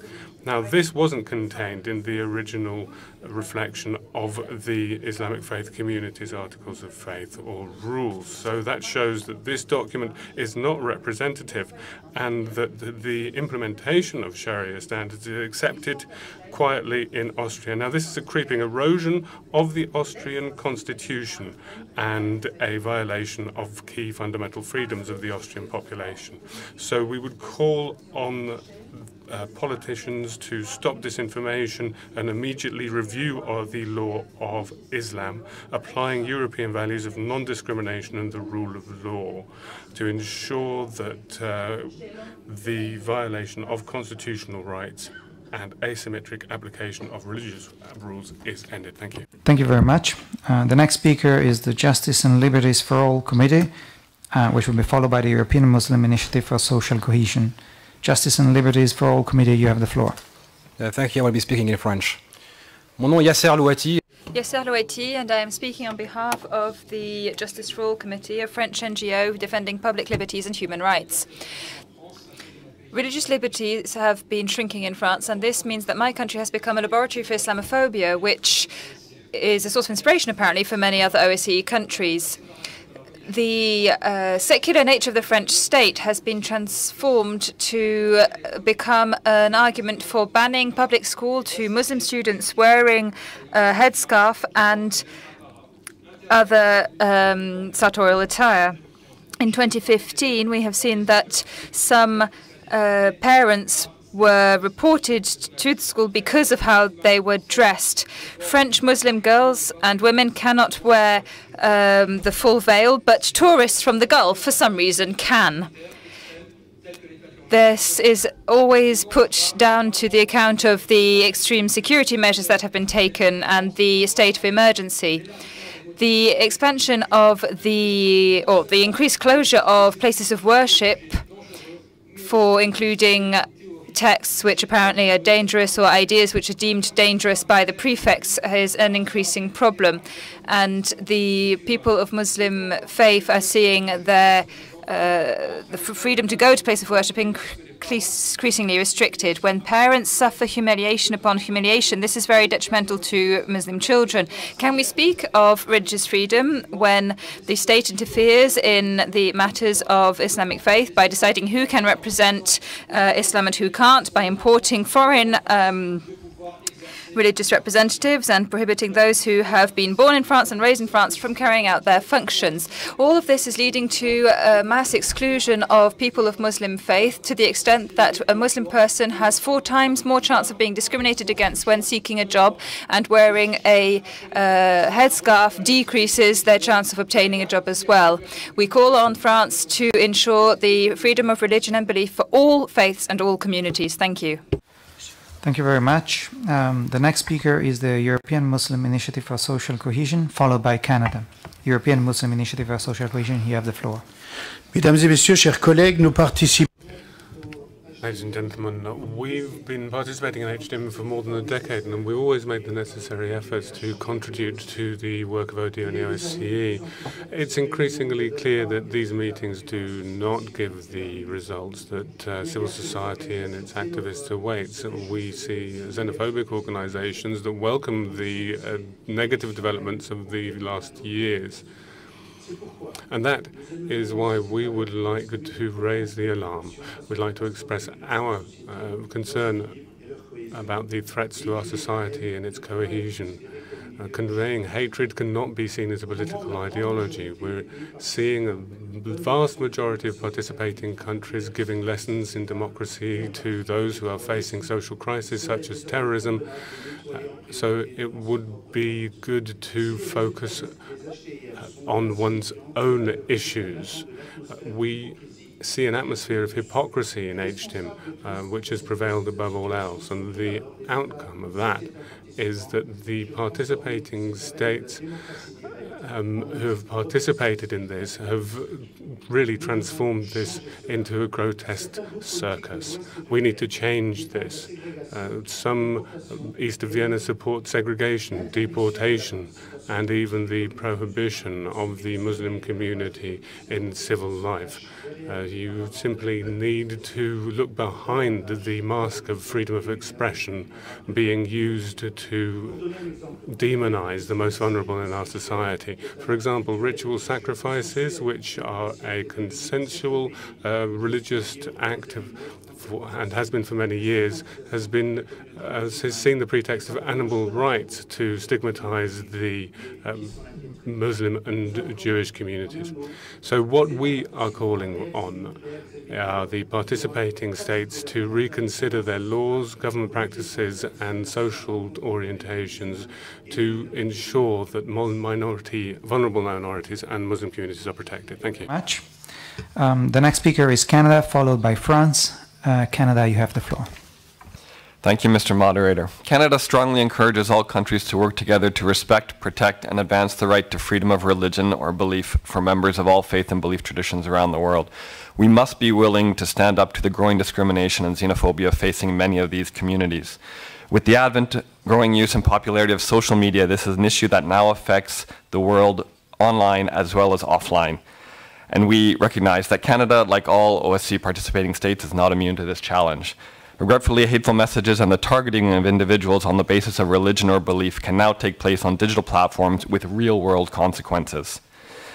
A 2017 Pew Research study demonstrates that more than half of all countries globally have experienced increases in government restrictions on religion or belief. Unfortunately, this includes 7 OSCE participating states that rank as having very high government restrictions on exercising the right to freedom of religion or belief, while another 5 were found to have high restrictions. One major challenge faced by religious communities in these participating states is the lack of recognition resulting from onerous and opaque state registration procedures. We continue to hope that ODIHR's 2015 guidelines on the legal personality of religious or belief communities will help participating states address these issues. Mr. Moderator, Canada understands and research shows that respect for diversity and human rights, including freedom of religion or belief, and the promotion of inclusive policies and legislation, foster the growth of strong democratic institutions, stability, and long-term prosperity. We would like to propose the following 4 recommendations for this session: that participating states ensure that legislation pertaining to the registration of religious organizations embraces the principles of Article 18 of the ICCPR, and that legislation is not used to obstruct and curtail activities of religious communities, as seen recently in the case of Jehovah's Witnesses in certain countries. That participating states respect the rights of those individuals who wish to change their religion or belief, hold no belief, or ascribe to what some states consider non-traditional religions. That participating states ensure that religious communities are able to peacefully practice their religion without the threat of intimidation, violence, or persecution, and that any such threats or attacks are fully investigated and the perpetrators brought to justice.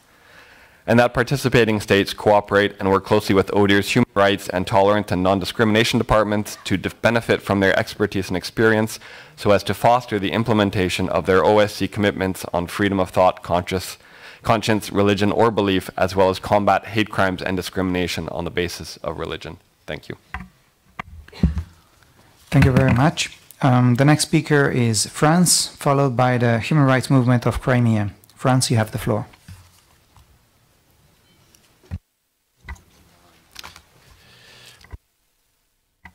Merci, Monsieur. Thank you, Moderator. France fully adheres to the statement made by the Netherlands on behalf of the EU. In our national capacity, we would like to highlight the 4 following points. Firstly, it is essential to fight in an inclusive and universal manner against violations of freedom of belief or religion, which run counter to the interests of a religion or a faith. And we also need a holistic approach to religious tolerance, because an incomplete one would not be sufficient, and it would neglect certain victims of discrimination. It would also neglect or disregard the reality in which you often see a juxtaposition of multiple discriminations which do not have to do only with religion. The OSCE's member states' commitment to promote a universal vision of human rights for all individuals without any distinction must be upheld. We must, secondly, promote the respect for diversity and mutual understanding within our societies by fostering a better knowledge of religions and beliefs. The interreligious dialogue is a key driver of peace and harmony here, so it should be supported and encouraged in order to fight against stereotypes and prejudice, to combat ignorance, which tend to provide fertile breeding ground for intolerance. Thirdly, we must not confront the freedom of religion and belief with other freedoms. All freedoms should be seen in solidarity with one another. The freedom of religion and belief needs the freedom of assembly and association in order to be able to express itself and be exercised. Fourthly, the freedom of belief and religion should be based on the Universal Declaration of Human Rights and considered as a fundamental freedom. It is a fundamental freedom that is not restricted solely to the freedom of religion. It also applies to non-believers who must allow believers in public, in private, or individually to practice their religion.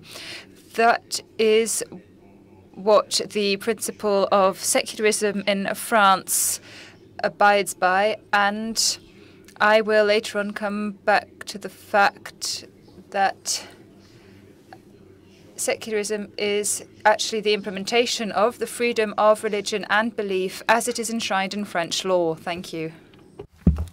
Thank you very much. The next speaker is the Human Rights Movement of Crimea, followed by the CJ Foundation. Human Rights Movement of Crimea, you have the floor. My name is Enver Kadyrov. I'm from the Human Rights Movement of Crimea. Since the start of the unlawful detentions and arrests and the subsequent holding in custody in Crimea, another problem has emerged, which has basically gone overlooked by the government of Ukraine and by the international community. The lack of official representation for the interests of political prisoners and their families in legal relations in Ukraine and at the international level is a major problem. Today, our organization is empowered to represent the interests of families who are persecuted in Crimea for their convictions, and we provide information with a view to beginning court proceedings at the International Court of Justice and the European Court of Human Rights in order to prove that there are multiple cases of human rights violations and disproportionate restrictions to freedoms and discrimination on religious grounds committed by the Russian Federation. We are also trying to get the Prosecutor's Office of Ukraine to step up its work in terms of investigating the human rights violations and initiating criminal proceedings. Such violations against families are multiple and they go beyond the boundaries of morality. For instance, the psychological harm caused by raids and arrests when soundly sleeping children are woken up by security forces crashing into their rooms is tremendous. And then there's sometimes direct intimidation of the families of political prisoners who are told that their parents will never be released from prison.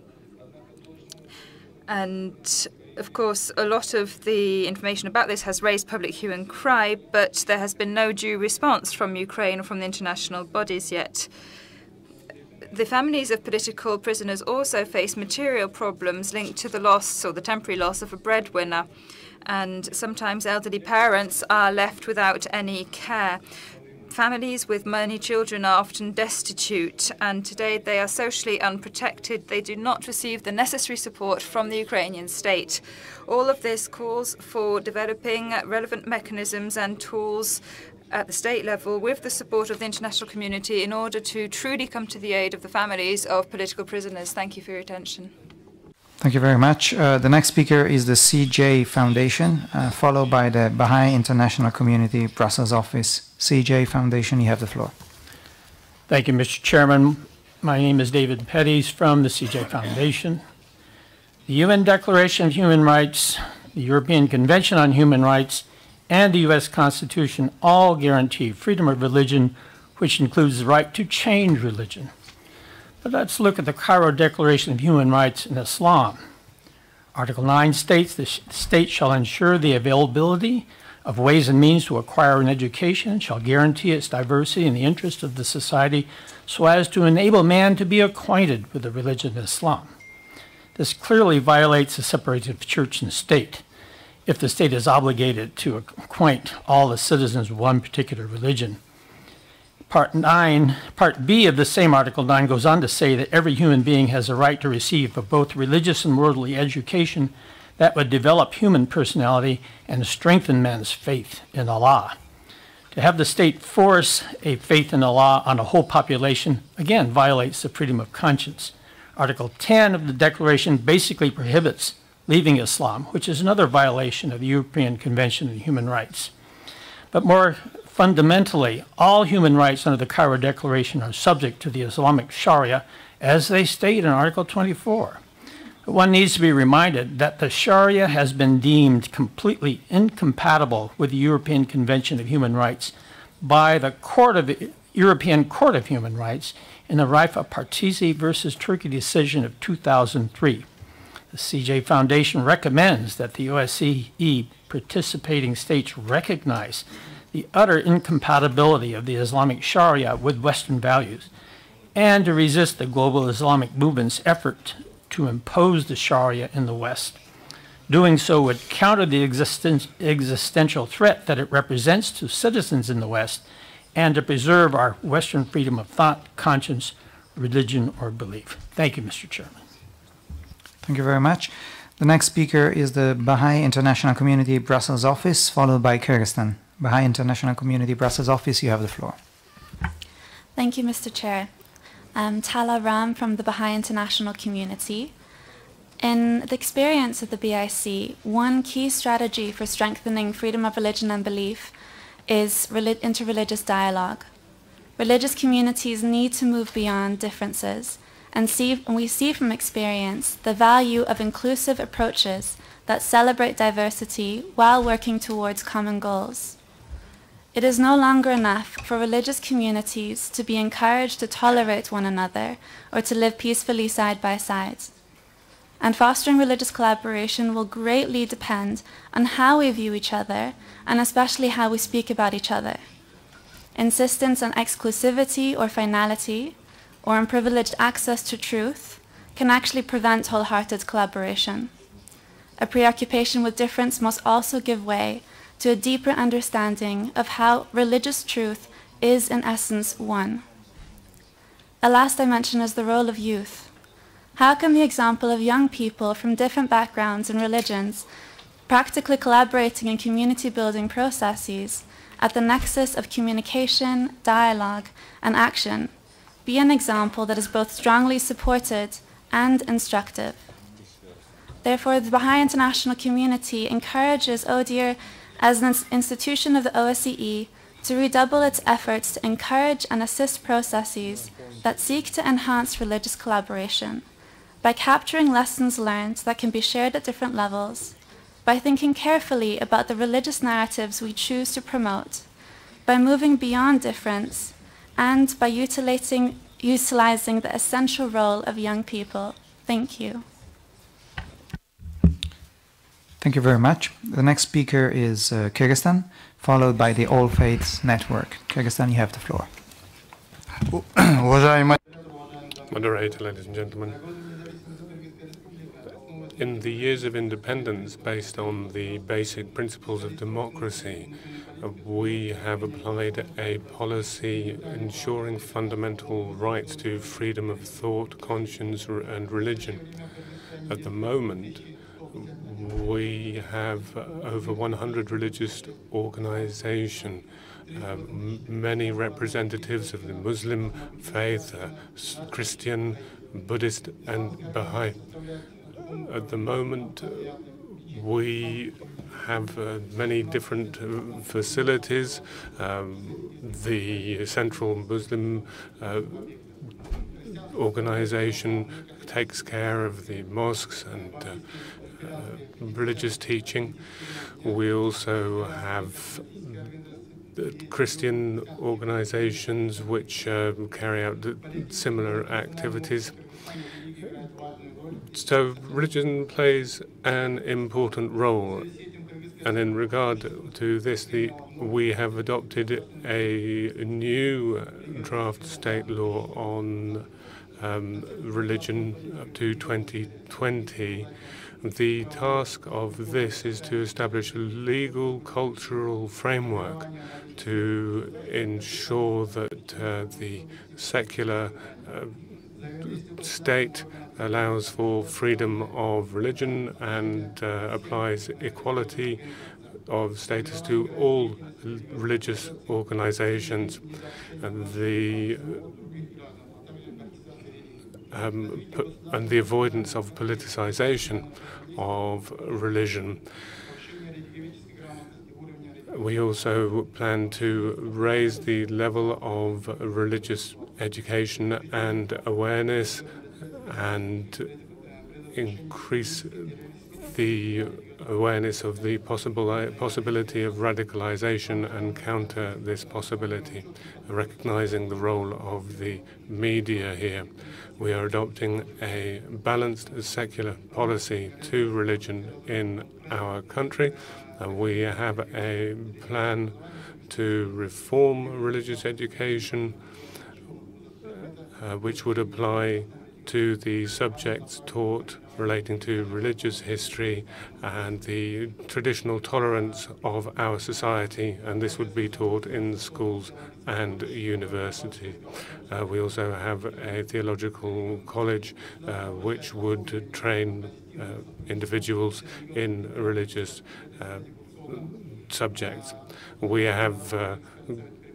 We've carried out projects with the involvement of the Kyrgyz presidency to apply these principles, and we will continue this work, ensuring and guaranteeing the freedom of religion guaranteed in the Constitution. The full text and further details can be found elsewhere. Thank you. Is the All Faiths Network, followed by the European Federation for Freedom of Belief. All Faiths Network, you have the floor.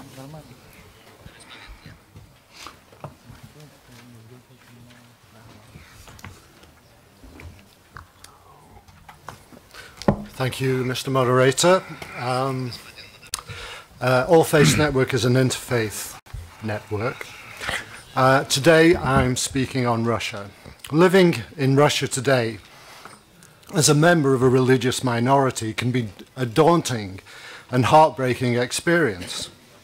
As you will know, Jehovah's Witnesses have been banned throughout the entire country and categorized as extremist. We are talking here about a religious group that exists throughout the world who refuse to engage in violence or war, who have strong moral principles at their core, but for no other reason than they may be considered as having religious beliefs that are different from the norm, they are persecuted. Many other Christian and non-Christian faiths have been targeted too. We are talking here, certainly for the vast majority of these people, about Russian citizens.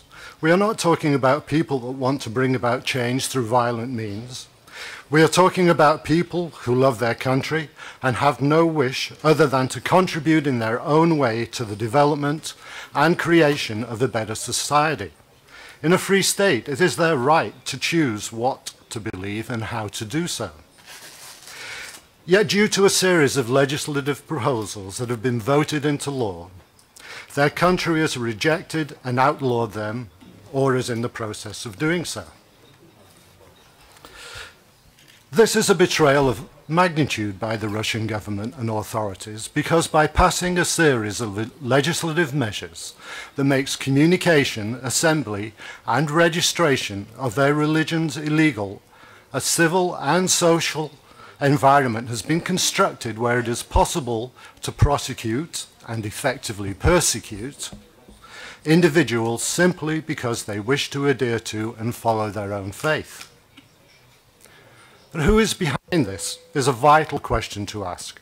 I ask this especially of all Russian delegates here today and elsewhere. In fact, it is always a limited number of key people who are driving this kind of discrimination forward. People who spread false information and fear about groups who exaggerate and dramatize the threat they propose and then go to work through the subsequent smoke screens and fear that they have built up to push measures through the legislature or local administration. So my appeal to you and my recommendation is to the Russian representatives to really look at and examine these religious freedom issues and examine the information that is being presented to you and make your own judgments and make the appropriate proposals to your government. Thank you very much. Thank you very much. The next speaker is the European Federation for Freedom of Belief, followed by Young Citizen Enlightenment Public Unit. European Federation for Freedom of Belief, you have the floor. Thank you, Mr. Moderator. Good afternoon. I'm Alessandro Micarelli. I'm a human rights lawyer practicing law in London, and I specialize in freedom of belief. Today I represent the European Federation for Freedom of Belief. I can say that as a secular organization, we advocate for the human rights and specifically the freedom of belief of all groups and individuals, so whether they belong to traditional religions or non-traditional religions, and whether or not they believe. This includes the non-believers, the atheists, the agnostics, and this is perfectly in line with the European legislation in this field. Today I will very briefly address three main points, which are basically the problem of shutting down religious communities by declaring them outlaw, the necessary neutrality of states when dealing with the religious matters, and the need, in our view, to represent religious minorities along with the Jewish, Muslim and Christian minorities also at the OSCE. Regarding the shutting down of religious groups by declaring them outlaw, we have seen across Europe over the last few years many attempts and actually bills being adopted against specific groups or generally with the aim of restricting religious freedom of some groups. This has happened in France, in Austria and in other countries. There are indeed some anti-religious groups that carry out activities specifically against some minority groups, and this might have caused the recent shutting down of Jehovah's Witnesses in Russia. We advocate for total neutrality of states when dealing with religious matters. As I said, we think that the OSCE should consider to have representatives of other minority groups along with the Jews, the Christians and the Muslims. And in conclusion, we can say that as a lobbying group, FOB, the European Federation for Freedom of Belief, calls on all member states to carry out all the activities and policies which the OSCE also has expressed in several documents since 1975 with the Helsinki Declaration. Basically, all states should fully implement the international commitment to respect freedom of belief for all individuals. Thank you very much. Thank you very much. The next speaker is a Young Citizen Enlightenment Public Unit, which will be followed by the Order of St. Andrew. Young Citizen Enlightenment Public Unit, you have the floor. Thank you, moderator. I am from Azerbaijan. Azerbaijan is a secular country by its constitution, but most percent of population are Muslims and 4% are non-Muslims, Christians, Jewish, Baha'is and others. In the complex setting of Azerbaijan's socio-political scene, two parallel processes have been gradually unfolding in recent years and are likely to have a particularly significant impact on the country's movement toward democratization. On one hand, Azerbaijan is increasingly interested in progress towards democratic reforms and also the religion increase in society. In an effort to control over the growing diversity, Azerbaijan created State Committee on Work with Religious Associations. I will not say the statistics. I hope Azerbaijan official will say all statistics about the mosques, church and synagogues. But I want just to share very interesting best practice of diversity in Azerbaijan. The Red Settlement in Guba, it's one of the regions in Azerbaijan, is the rare historical settlement of Jewish after Israel. There is no any anti-Semitism. Biggest synagogue in the east is in Azerbaijan, and government allocates money for construction and renovation of synagogues. Another good example is in Kabbalah, in the village of Nish, where lives heirs of Albans, Caucasian Albans, Udins for 13 centuries with Muslims. There is Armenian church in the center of Baku, and when Armenian Catholicos visited there, he was surprised with the good condition of the church. Unfortunately, the mosques in Karabakh were destroyed. There is no any discrimination in legislation as well. The unity of diversity doesn't mean elimination of ethnic, national or religious differences at all. At present, minorities live in Azerbaijan: Russians, Talysh, Jewish, Kurds, Germans, and Azerbaijan is a multicultural state, and this is the policy of Azerbaijan. Thank you. Thank you very much. The next speaker is the Order of St. Andrew, followed by Human Rights Vision. Order of St. Andrew, you have the floor. Thank you, Mr. Moderator. I'm Professor Stamatios Katalopoulos of the Order of St. Andrew, the Apostle of America, and I speak for the Orthodox Ecumenical Patriarchate headquartered in Istanbul, Turkey. Turkey has consistently been on the watch list for religious freedom violations for years, including 2017. There are 5 issues of extreme importance to our Ecumenical Patriarchate in Istanbul, all interrelated and all impeding the freedom to practice our religion in Turkey. The Turkish government has converted historic and important Orthodox churches in Turkey into mosques, including several named Hagia Sophia. Recently has also been a move in Turkey to turn Istanbul's Hagia Sophia into a mosque. Hagia Sophia was built as a church in 537 AD, and since 1935 has been a UNESCO World Heritage Museum. It should remain as such. Number two, in 1971, the Turkish government arbitrarily and forcibly closed down the only Christian Orthodox theological school at Halki in Istanbul. Number three, the Turkish government continues to interfere in the election of the ecumenical patriarchate. Number four, the legal identity and legal personality of the patriarchate has been removed, and the ecumenical patriarchate is not allowed to own historic property in Turkey, not even its churches. And number five, the Turkish government continues to engage in property confiscation through direct and indirect means. The order respectfully submits that the Turkish government publicly commits that Hagia Sophia in Istanbul maintains its current status as a museum, reopens Halki expeditiously, as urged by the U.S. Commission on International Religious Freedom, stops interfering with the election of a new ecumenical patriarch, officially recognizes the legal personality and standing of the ecumenical patriarchate and its institutions, and returns the confiscated property in Turkey, and allows the ecumenical patriarchate to rebuild. Thank you. Thank you very much. The next speaker is Human Rights Vision, followed by the Center for Security Policy. Human Rights Vision, you have the floor. Thank you, Mr. Moderator.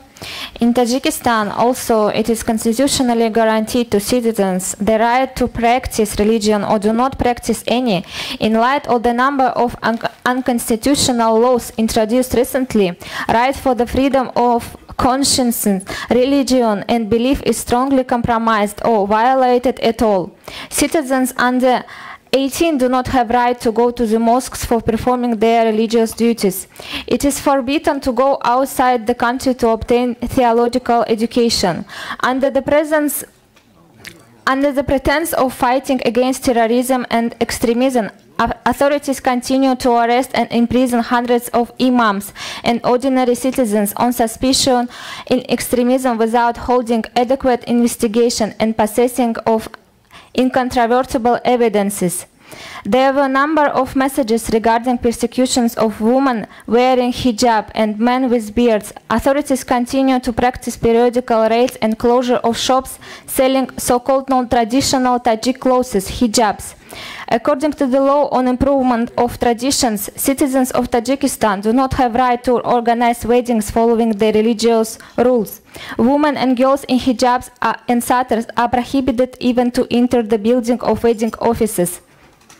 Such prohibiting statements are also posted on in kindergartens, schools, universities, hospitals, and other state organizations. Children rights are also prejudiced. This year, children were not allowed to celebrate the first day of Muslim holiday Qurban Bayram by announcing 1st September as Teaching Day. Young people before 18 are prohibited to visit not only mosques, but also disco bars, cafes, and go out after 6 p.m. without accompany of their parents. Under absolute restrictions on freedom established by the government for young people, they have nothing to do other than joining radical groups and become terrorists and extremists. For the avoidance of destructive results, on behalf of Human Rights Vision Foundation, we appeal to the government of Tajikistan to stop creating restrictions of people's fundamental rights and freedoms, both on legislative and on practical levels. Thank you for attention.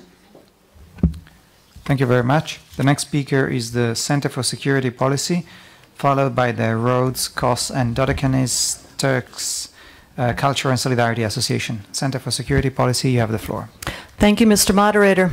I am Claire Lopez, the Vice President for Research and Analysis at the Center for Security Policy, a Washington, D.C. nonprofit, nonpartisan think tank. America's founding fathers understood that tyranny takes hold when men allow governments or religious systems to usurp the rights of the individual unto themselves. For this reason, they enshrined freedom of belief and conscience and speech in the First Amendment of our Constitution. These principles and these freedoms are Judeo-Christian based, first articulated among the brilliant thinkers of the Enlightenment in Europe, although their roots trace back to Athens and Rome and Jerusalem. They derive from the revolutionary idea that the individual is the key pillar of society, not the clan or tribe or a religious belief system. The individual human being is entitled to these rights and freedoms because the laws of nature, which are knowable through human reason, endow each and every person, men and women, equally with human dignity and the right to live and to believe freely. Freedom of speech is among the most essential of our human liberties and one that gives voice and meaning to all the others, especially freedom of conscience and belief. Islam does not have such freedoms or beliefs.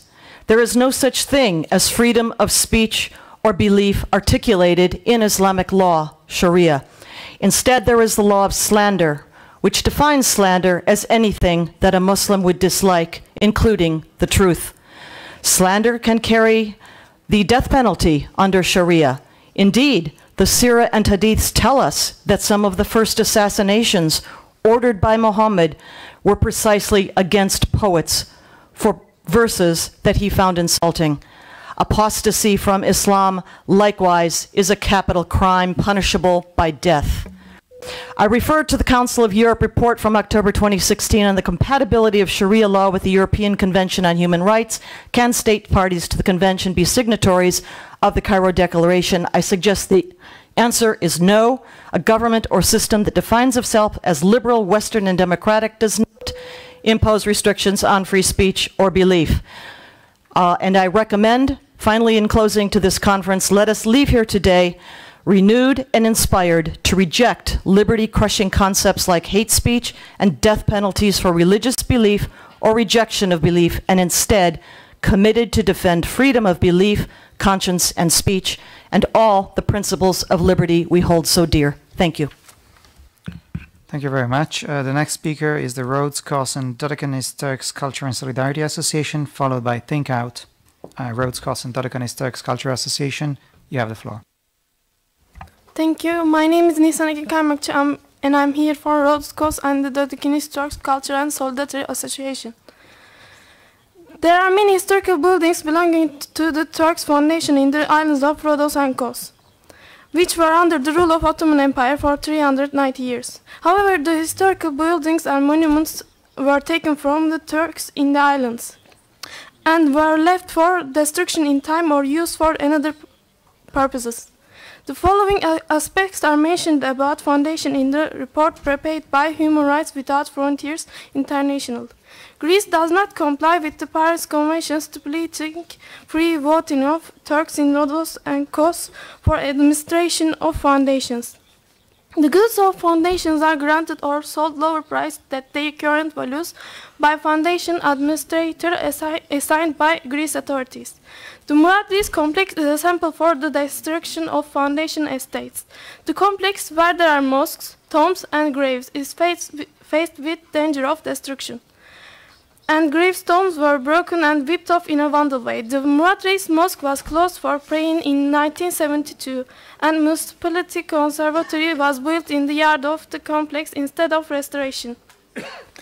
As the association, we demand from Greek government to ensure protection, maintenance, and restoration of cultural artifacts from Ottoman Turkic era in Rhodes and Kos and the Dodecanese Islands. Provide selection of the board of directors of Rhodos and Kos Foundation assets by free election held among Turkish population of Rhodos and Kos.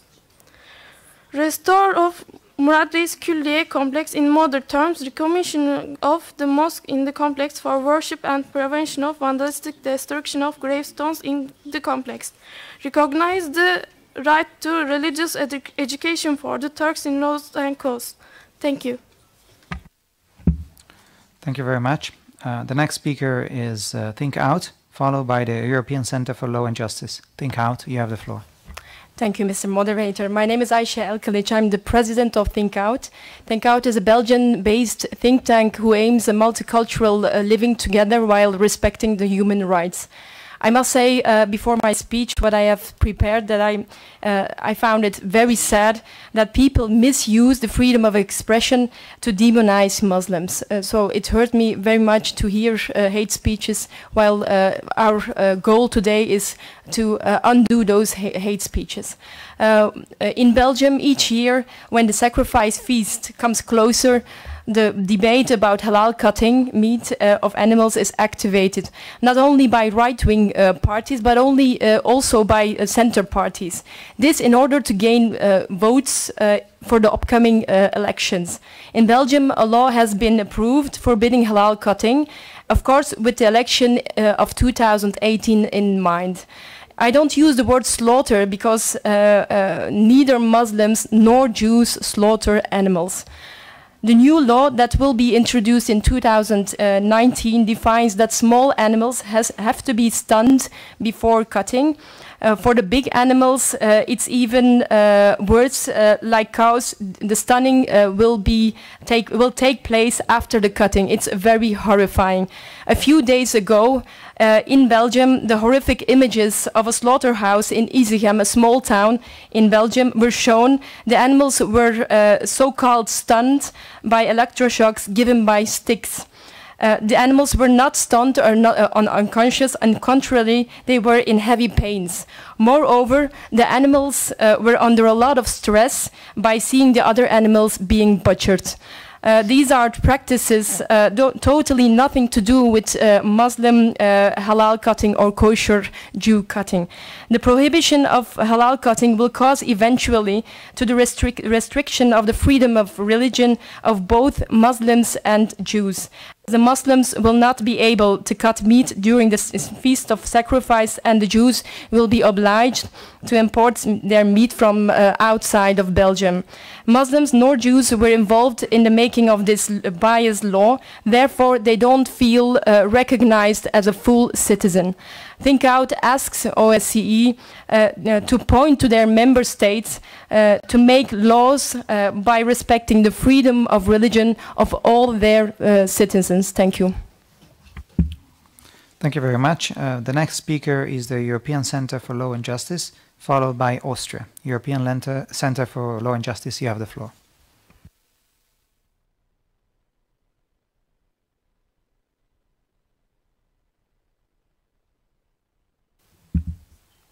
Is there a representative from the... Yes. Thank you. Je suis Priscille Kulchik. Priscille Kulchik, I represent the European Centre for Law and Justice, an NGO based in Strasbourg.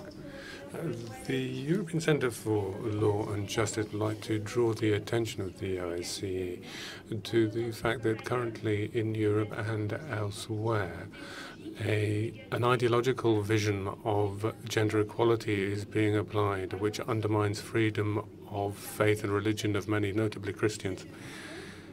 This vision, often called gender, does not recognize the natural difference and complementarity between men and women, considering the human being as a neutral, interchangeable subject, completely independent of any biological reality. So the attempt to deny any anthropological difference is a fundamental denial of the anthropological basis of the individual, the family, and oneself. As a human being, men and women have the same dignity and are equal in their diversity. Culture, religion, faith may influence an individual in ways which is sometimes preventative of them achieving fulfillment as a human being, and these issues need to be addressed. That notwithstanding, male-female relations should not be considered in the framework of a battle of the sexes, but rather the benefits of differences coming together. Our centre opposes the ideology of gender, and this opposition is often met with aggression and sometimes violence, Quite often at the school, the gender vision goes against the religious or philosophical convictions of many parents. And it is up to states to respect these beliefs. Thank you very much. The entire statement will be made available. Thank you very much. The next speaker is Austria, followed by Spain. Austria, you have the floor. Thank you, Mr. Moderator. Ich werde meine Erklärung auf Deutsch. Thank you very much. I'll speak in German. Austria fully supports the statement made by the Netherlands on behalf of the European Union, and in addition, I'd like to say a few things in our national capacity. And the OSCE chairmanship in office has made the question of religious freedoms a priority. At our June meeting, we had fruitful, constructive dialogues, which were also somewhat challenging. And the meeting allowed us to exchange our experiences and look at practices of ways in which religious freedoms can be protected. But this is something that we can only do if we build respect and trust. And in order to do this, the Austrian Foreign Office has undertaken an interreligious dialogue on the basis of a platform with all 16 recognized faith communities in Austria. The objective of this is to recognize the huge potential of diversity and look at the synergy that can be achieved from the application of human rights such as gender equality and others. The constitution in Austria enshrines freedom of belief and religion, and the process of recognition for the current 16 religious communities in Austria at the moment is carried out in full respect of the constitution and its fundamental freedoms. Registration allows faith communities to participate in public life, and this is the reasoning behind the Islam law of 2015, which was based on consultation with the Islamic community. And this has contributed to legal security in and around the practice of religion. Thank you very much indeed. Thank you very much. The next speaker is Spain, followed by Act for America, Minneapolis. Spain, you have the floor. Thank you very much, Mr. Moderator, and thank you to the introducers for the very interesting presentations. Spain fully subscribes to the statement made on behalf of the EU. But given how important this topic is, in my national capacity, I would like to underline that my country sets great store by promoting protecting religious diversity and freedom of belief, as can be seen through our solid stance in many fora. In the framework of the OSCE, as an example, I would like to recall that Spain last May organized, in close cooperation with ODIHR, a panel on religious freedom and the freedom of belief, tolerance, and religious dialogue. The results were very fruitful. Freedom of thought and conscience and religion or belief involves, Mr. Moderator, the individual's right to choose the religion or belief that they desire. And as we know, it also involves the right to not adopt a religion or to change religion or to renounce one's individual convictions or beliefs. As the Netherlands said when speaking on behalf of the EU, this is not about examining the virtues of different religions or faiths, but rather it's about guaranteeing freedom of thought, freedom of belief, and the freedom to not believe. Thank you very much. Thank you very much. The next speaker is Act for America, Minneapolis, followed by Karim Sos. Act for America, Minneapolis, you have the floor. Distinguished delegates, ladies and gentlemen, I am Debbie Anderson, the coordinator for the Minneapolis chapter of Act for America. The annotated agenda for today's session states that freedom of religion and belief and gender equality are often regarded in the OSCE region as being in opposition to each other. Wiener Akademiker Brund pointed out the profound legal implications of this apparent paradox. Act for America fully aligns itself with this analysis. As is well established, Islamic law known as Sharia is incompatible with fundamental principles of democracy and human rights. For instance, the Kingdom of Saudi Arabia pointed this out during the drafting of the Universal Declaration of Human Rights in 1948 and made reservations against it as a result. Likewise, the European Court of Human Rights made a ruling in February of 2003 that, and I quote, the institution of Sharia law and a theocratic regime were incompatible with the requirements of a democratic society. Let me offer a practical example of how this operates in my home of Minneapolis. We have an organization that acknowledges that its aim is to turn the city's Cedar Riverside area into a Sharia-controlled zone. The organization makes regular unannounced visits to Somali households to make certain that women are dressed in compliance with Islamic law, that nobody is interacting with the opposite sex, and many other aspects of Sharia.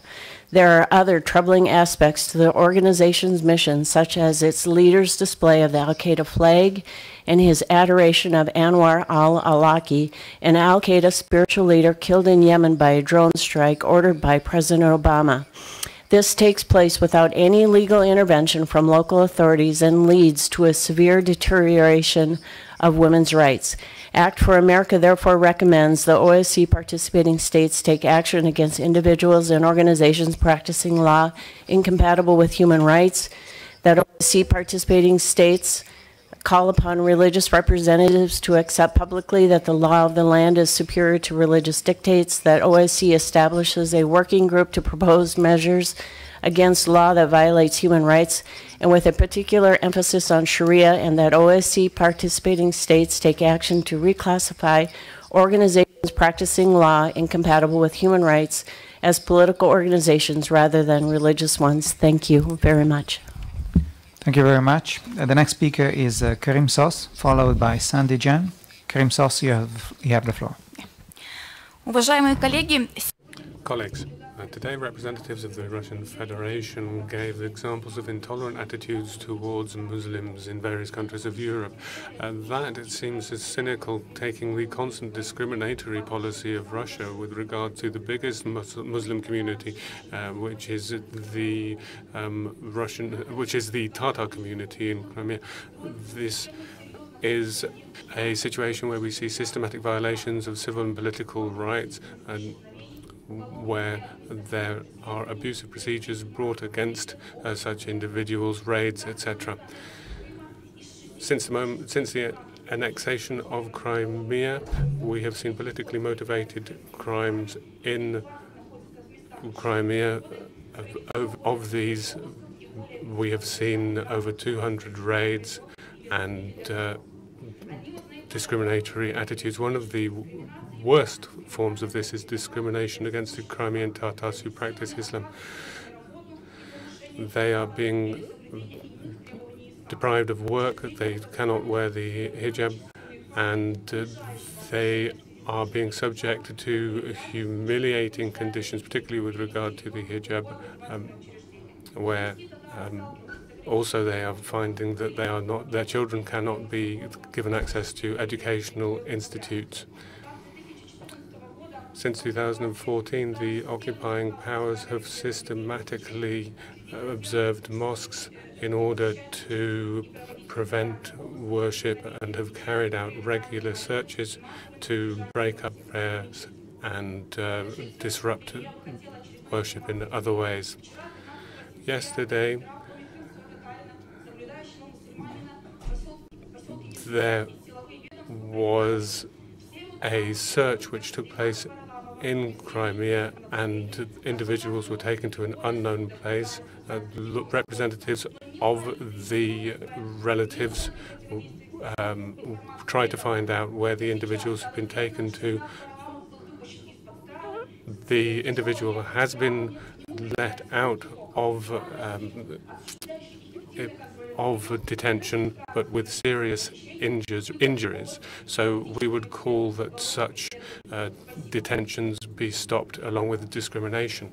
Thank you. Is Sandy Jan, followed by Armenia. Sandy Jan, you have the floor. Thank you. Good morning. I represent the grassroots organization and civil society from South Ossetia. In our culture, we have a nice legend.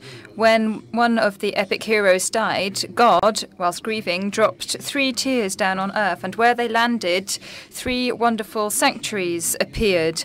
It is a very ancient legend, and years, even centuries, have gone by since it was first heard. And now one of the sanctuaries is found within the borders of Georgia. This sanctuary is the sanctuary of Tarangelos in the Trusovsky Gorge area, and it is home to thousands of Ossetians.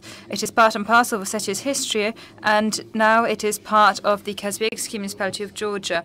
A little more than a month ago, a few dozen pilgrims, mostly elderly people from North Ossetia, who are native to the region, wanted to go to Tarangelos on a pilgrimage, but they were stopped at the Georgian border, and this is despite Georgia's professed openness for the peoples of the North Caucasus, and the fact that their passports stated these people were born in that region meant they weren't allowed into the country.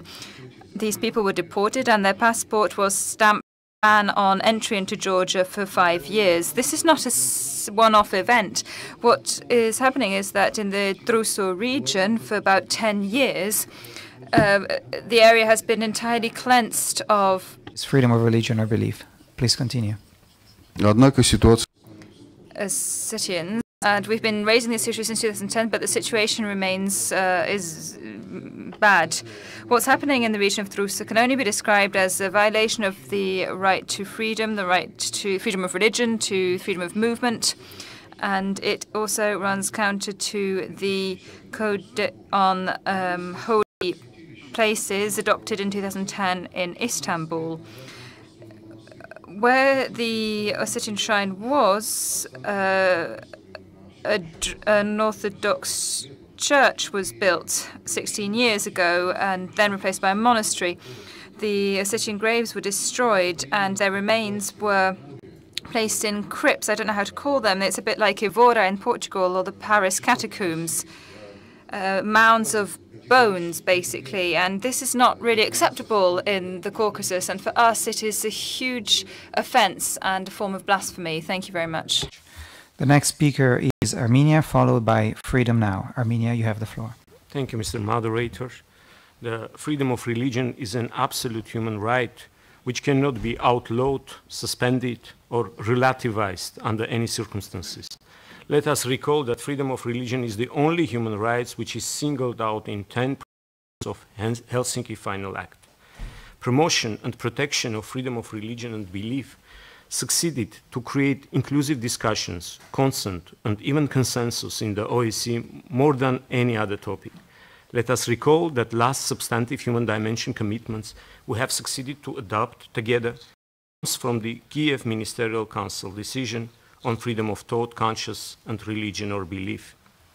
The decision provides very coherent framework for cooperation among all participating states, particularly its joint commitment to promote dialogue between religious belief communities and governmental bodies, including where necessary on issues related to the use of places of worship and religious property. Armenia invoked the implementation of this decision in one concrete situation, such as use of places of worship. In March 2016, the Turkish government confiscated St. Kyriakos, which is one of the biggest Christian churches in the Middle East, along with its property in Diyarbakir Sur district, without any consultations with relevant religious community.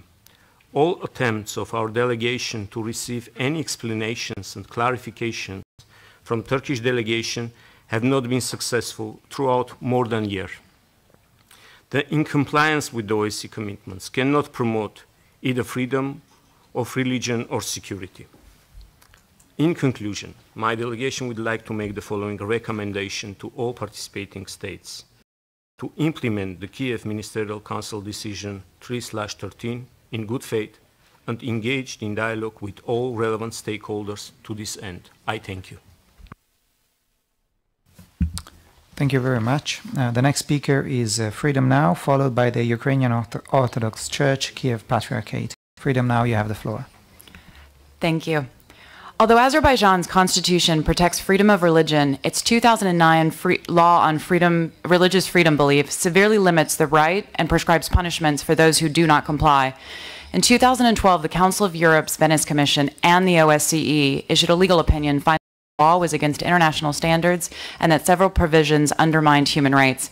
Since 2007, Azerbaijan has imprisoned more than 100 people for exercising religious freedom. More than half of these arrests have occurred since 2015 as the scope of repression increased. One example is the imprisonment of Talay Bagarov. He's a leader of a religious organization called the Muslim Unity Movement, otherwise known as MUM. Bagarov was arrested with 16 other activists in November 2015 after a government operation in the village of Nardaran. The activists were later charged with terrorism, extremism, plotting to overthrow the government, among other offenses. The government continued to round up throughout January 2006 additional individuals. In total, 87 people, mostly MUM activists, were arrested and charged with crimes related to the Nardaran raid. During the trial, several detainees testified in open court that they had been subjected to torture, coerced into forced confessions, and denied medical treatment. In January 2017, Bagarov and his co-defendants were sentenced to terms ranging from 10 to 20 years. Mr. Bagarov and his deputy, Abbas Husseinov, received 20-year sentences. They've been transferred to a high-security prison, which is one of the most notorious prisons where torture has been systematically documented. I also note with concern the case of lawyer Yelchin Imanov, who's facing disciplinary action by the Bar Association, which may include disbarment. This has come at the request of authorities simply because he disseminated information about torture. Another example of the abuse of religious laws is the imprisonment of Sardar Babayev, a Shia imam who completed his theological studies in Iran in 2000. Thank you. Thank you very much. The next speaker is the Ukrainian Orthodox Church, Kiev Patriarchate, and as time allows, we will also give the floor to 3 remaining speakers in the reserve list. So the following speaker will be the Tolerance and Diversity Institute. Ukrainian Orthodox Church, Kiev Patriarchate, you have the floor. Thank you, ladies and gentlemen. In the occupied Crimea, Russian authorities continue persecuting the Ukrainian Orthodox Church of Kiev Patriarchate. Using violence, the Russian executive service broke into the premises of our temple in Simferopol, cracked the doors, intimidated Archbishop Clement, and applied physical violence to him. There is a real danger that the authorities confiscate the only place of worship and prayer of our church in Simferopol. All this is a continuation of the policy of ousting the Kievan Patriarchate from the Crimea. In Russia itself, in the city of Nogay, the only parish of our church in this region is also in danger. The court demanded to demolish the temple built by this parish, and this decision can be executed by the authorities at any time. Russia continues the policy of restricting and ousting religious organizations that are considered by the government to be unconventional and undesirable, including the Kievan Patriarchate. At the same time, Russia and its government control its social and religious structures, constantly accuse both Ukraine and our church in various violations. We reject these accusations and consider them as a part of a campaign of aggressive propaganda against Ukraine and part of the Russian hybrid war against our country. Our church does not capture the churches of the Moscow Patriarchate. In all cases referred to by the Moscow Patriarchate and its proxies, local religious communities freely decided to withdraw from the Moscow Patriarchate and move to the Kievan Patriarchate. This right is guaranteed both by the Ukrainian law and by the general concept of freedom of conscience. Accusing us, the Moscow Patriarchate, Serbia denies the very right of communities to change their jurisdiction. We reaffirm that we are open to dialogue on all issues, including to the mediation of the OSCE, and again we have to state that our opponents refuse to have dialogue and unfortunately prefer to further spread accusation against us and against Ukraine, including during this respected forum. Thank you for attention. Thank you very much. Before we move to the next speaker, just a kind reminder to the distinguished delegates of participating states that would like to exercise the right of reply to inform my colleagues. The next speaker is the Tolerance and Diversity Institute, which will be followed by Kazakhstan. Tolerance and Diversity Institute, you have the floor. Thank you very much. My name is Mariam Gavtadze, and I represent Tolerance and Diversity Institute, non-governmental organization from Georgia. I would like to draw your attention to the recent developments in Georgia that are related to the freedom of religion in my country, namely the recent amendments, draft amendments to the Constitution of Georgia that are related to the restriction of freedom of religion and belief. The first two hearings of the Parliament of Georgia already adopted these amendments, and now we have left the third hearing at the Parliament in the fall, when the Parliament will adopt these amendments.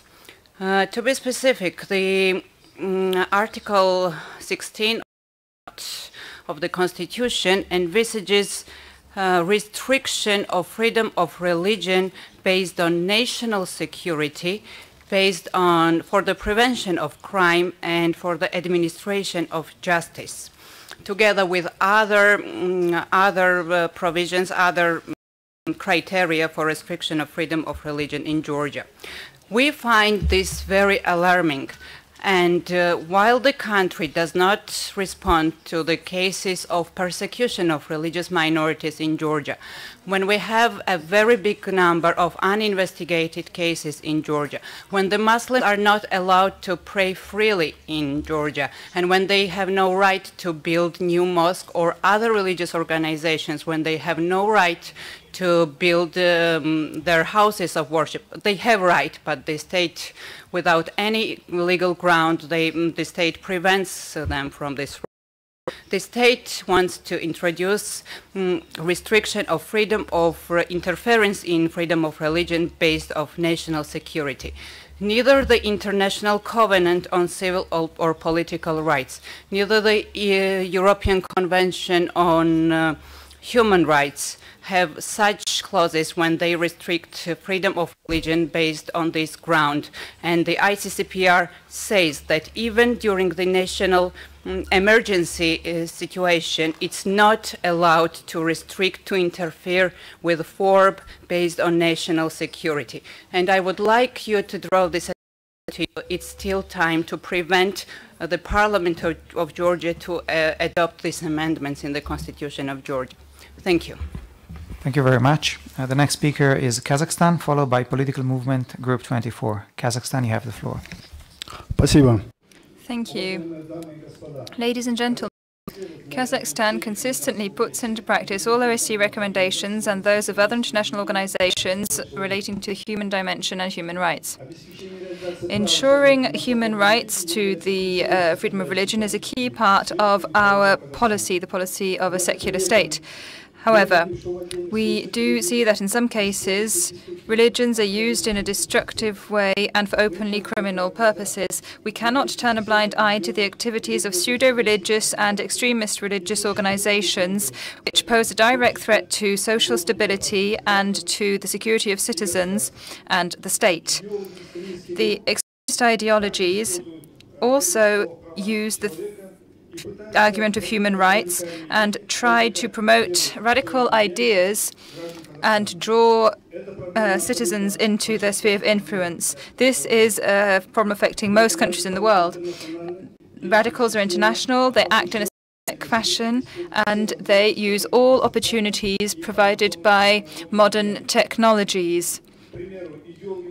For instance, the extremist ideologies exploit young people who would like to receive religious education, and the radicals also use other means to exploit the vulnerable groups of the population through internet propaganda and the use of social networks, which is becoming a norm.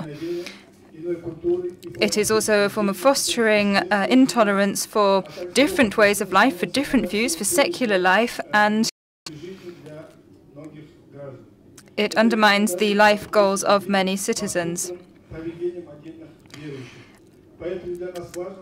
The behavior of some religious organizations or groups undermines the interests of religious people in general. That is why we need to find solutions to address this. In Kazakhstan, we're currently developing a draft bill aimed at amending the law on religious activities. Ladies and gentlemen, I would like to assure you that Kazakhstan will continue to abide by the principles which have been developed by the OSCE and by other international organizations. Thank you for your attention.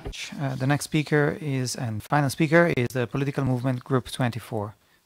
Group 24, you have the floor.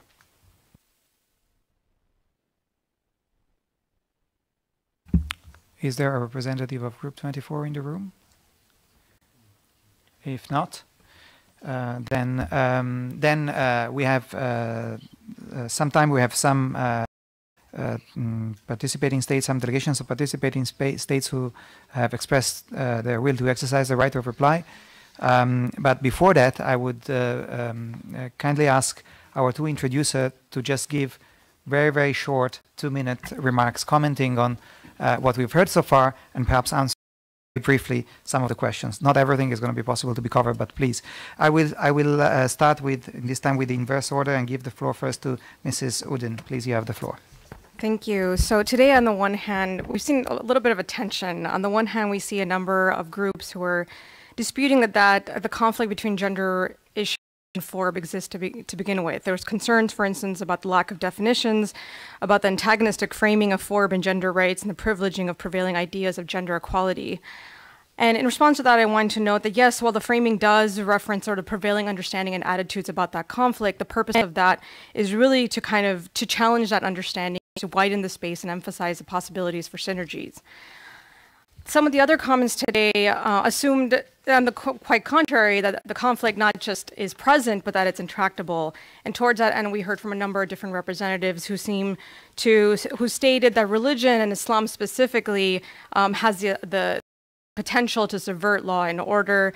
To that, I thought that the representative from Spain made a very important point that today's discussion is not about debating the virtues of specific religious beliefs, but about the specific right to religious freedom, which has inherent within it the balancing test that ultimately protects not just the right to religious liberty as needed, but also in certain circumstances, the state's interest as well. And that's important to realize that inherently, it's inherent to the test and to the right that there is, where needed, the protection of state interest. More broadly, on the question of the incompatibility of Sharia with Western values, which is a statement that we've heard by several different representatives here, the question to that I pose back to that is, which Sharia are we talking about? And essential to this conversation, and the points here, is the fact that there's inherent diversity to religious interpretation, and that FORB is a necessary prerequisite to bringing out that diversity. And finally, there was a claim made by one representative, at least, that Islam does not protect free speech or religious liberty, with specific reference to apostasy. And to that, and I just wanted to call to attention the work of my own organization, the Center for Islam and Religious Freedom, which actually has identified a robust scholarship in classical Islamic scholarship that does protect liberty broadly, and more specifically, the rights to freedom of expression and the freedom of religion. Thank you. Thank you very much. And now we move on to the final comment by Reverend Gotsuriza. Please, you have the floor. Thank you. It was very interesting to listen to all the speakers, and I understand the challenges that the Western countries face now with the flow of migrants from Eastern countries who bring their religious practices, their culture in Europe, and I understand that the culture of tolerance was not ready to welcome all these diversities. And when we speak about the conflict between the fundamental right, which is the gender equality, and the fundamental right which is the religious freedom of religion, I understand that we cross a very serious issue, which is sacred for the religious communities, which is religious teaching. And when we see this conflict, very often what is the reaction is to for instance, hijab ban, or demonizing the Islam, or phobia. So when we speak about this, probably Christians should remember how Christian scripture was used to justify violence, killing, xenophobia, homophobia, misogyny. So it is back somewhere far in our history. It's in many Christian countries is a present situation. So if we see that the scripture is interpreted in a way that it's xenophobic, homophobic, misogynic, or discriminatory, the reaction is not to be fight or ban things which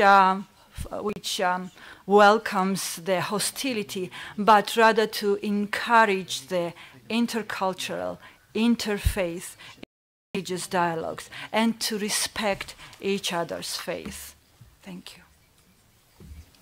Thank you again to all of you and to our two introducers for this final remark. We are now moving to the last part of this working session on the rights of reply. And the speaker on my list for this is France, followed by Greece. France, you have the floor. And before we start, sorry, let me just inform you that we have allocated 1 minute for the rights of reply. Thank you.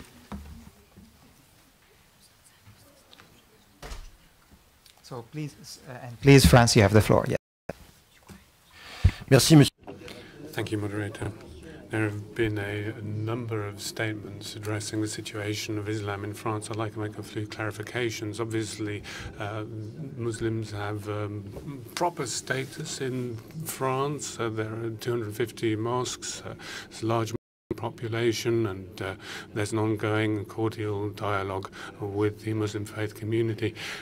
My delegation is concerned to have heard in this morning's discussion a number of anti-Muslim statements which really do not chime with the spirit of the OSCE. There's misinformation which has been put forward, which I'd like to counter. The burkini is not prohibited. It's only 20 local authorities out of 36,000, and these decisions have been reversed by the judicial system. So the burkini is not prohibited in France. That's not true. The delegation of Russia said they're worried by the situation in France because the wearing of religious symbols is prohibited in public spaces. That's not true. I would invite him to France, where he will see public space full of religious symbols, including those of Jehovah's Witnesses, who, like in Russia, benefit from the freedom of religion, and I'd invite the delegation of Russia to better inform itself before taking the floor. Finally, an NGO took the floor a while ago, and there were a number of untruths, but given that I don't have any more time, we'll be submitting a written right to reply to correct the misinformation provided there. Thank you. Thank you very much. The next speaker is Greece, followed by Georgia. Greece, you have the floor.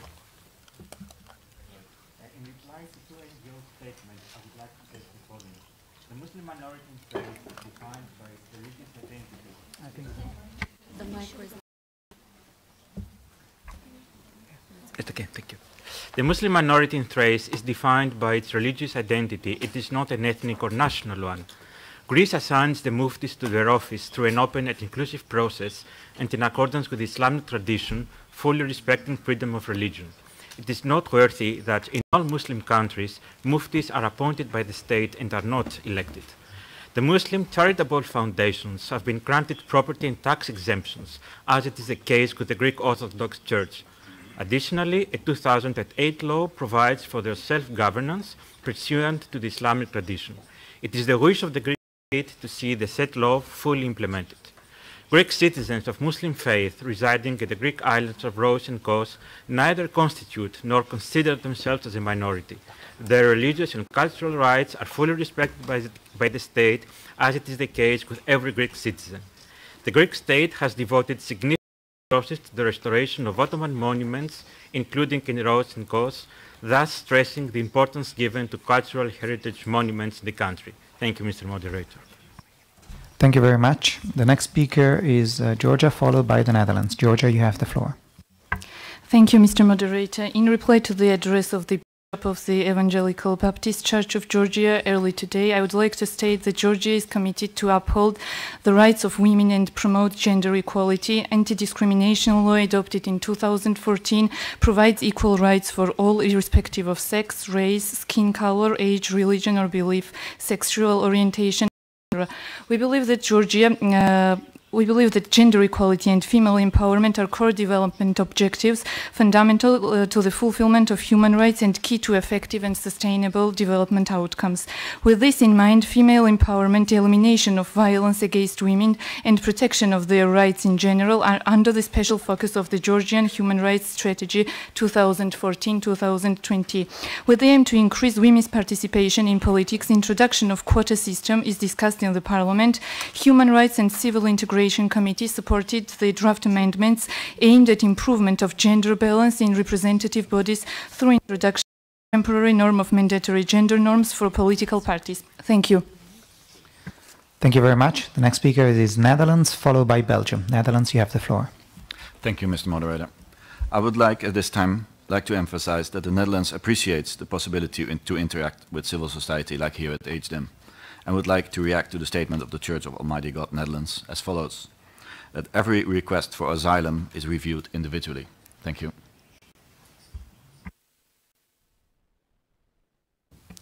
Thank you very much. The next speaker is Belgium, followed by Azerbaijan. Belgium, you have the floor. Merci, Monsieur le Moderateur. Thank you, Moderator. In response to the Belgium NGO Think Out, Belgium would like to reiterate its commitment to the principles of the freedom of religion and belief. These are fundamental values in a democratic society. Freedom of religion is enshrined in Belgium's constitution. That means that every person there has the right to exercise their religion or the faith of their choice without any restrictions. Restriction on slaughter without stunning is a decision taken by the relevant authorities in Belgium, and I would like to underscore that this is an animal welfare measure which will apply to all sorts of animals and which is not targeted at any particular religion. I would also like to point out that the Flemish government, prior to the adoption of that law, appointed a high-level mediator who undertook a very broad-based consultation, including with Jewish and Muslim representatives. Thank you, sir. Thank you. The next speaker is Azerbaijan, followed by the United Kingdom. Azerbaijan, you have the floor. Thank you very much, Mr. Moderator. I would like to reply to Freedom Now organization with regard to Talih Bagirov, a Muslim Unity organization, and I would like to remind that Talih Bagirov and so-called his Muslim Unity organization led by him strictly violated law of the Republic of Azerbaijan. You can find on YouTube sermons by Talih Bagirov who called upon changing secular constitutional regime of the Republic of Azerbaijan to a Sharia state.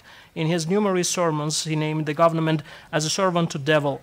During the police raid to the Nardaran, where the organization was based, to disable, disarm, and defuse the organization, the two policemen have been killed by the members of his organization. And then we believe that Azerbaijani government stick to democratic and secular values and will do its best to defeat all threats against secular character of the state and root out violent extremism. Thank you, Mr. Moderator. Thank you very much. The next speaker is the United Kingdom, followed by the Russian Federation. United Kingdom, you have the floor. Thank you, Mr. Moderator. I'd like to correct an assertion made earlier on in the session around Sharia councils, which are not courts in the UK. There is one system of national law which applies equally to all citizens, regardless of religious belief. Practices which follow, for example, Sharia, are legal in the UK so long as they also comply with the law in England and Wales. Sharia law has no formal jurisdiction in England and Wales. The government does not prevent individuals from seeking to regulate their lives through religious beliefs or cultural traditions. Communities and individuals have the option to use religious councils or any other system of alternative dispute resolution to agree to abide by their decisions, but these bodies are not part of the court system in this country and have no legal means of enforcing their decisions. If decisions or recommendations are contrary to national law, including equalities legislation, such as the Equalities Act 2010, national law will always prevail. Thank you. Thank you very much. The next speaker is the Russian Federation, followed by Armenia. The Russian Federation, you have the floor. Thank you very much, Moderator. I'd like to take this right to reply to respond to the US, the UK, and Ukraine.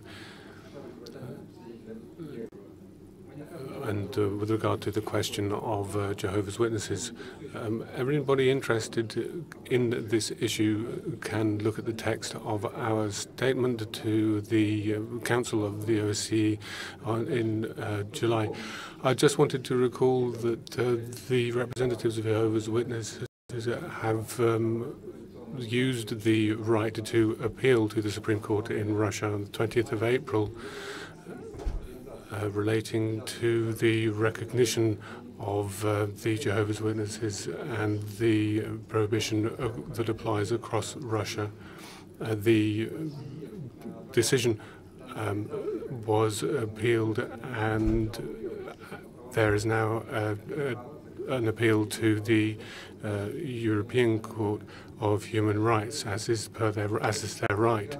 With regard to the delegation of Ukraine, I'd like to note that the practice of Kiev to the Russian Orthodox Church is an example of what shouldn't be done.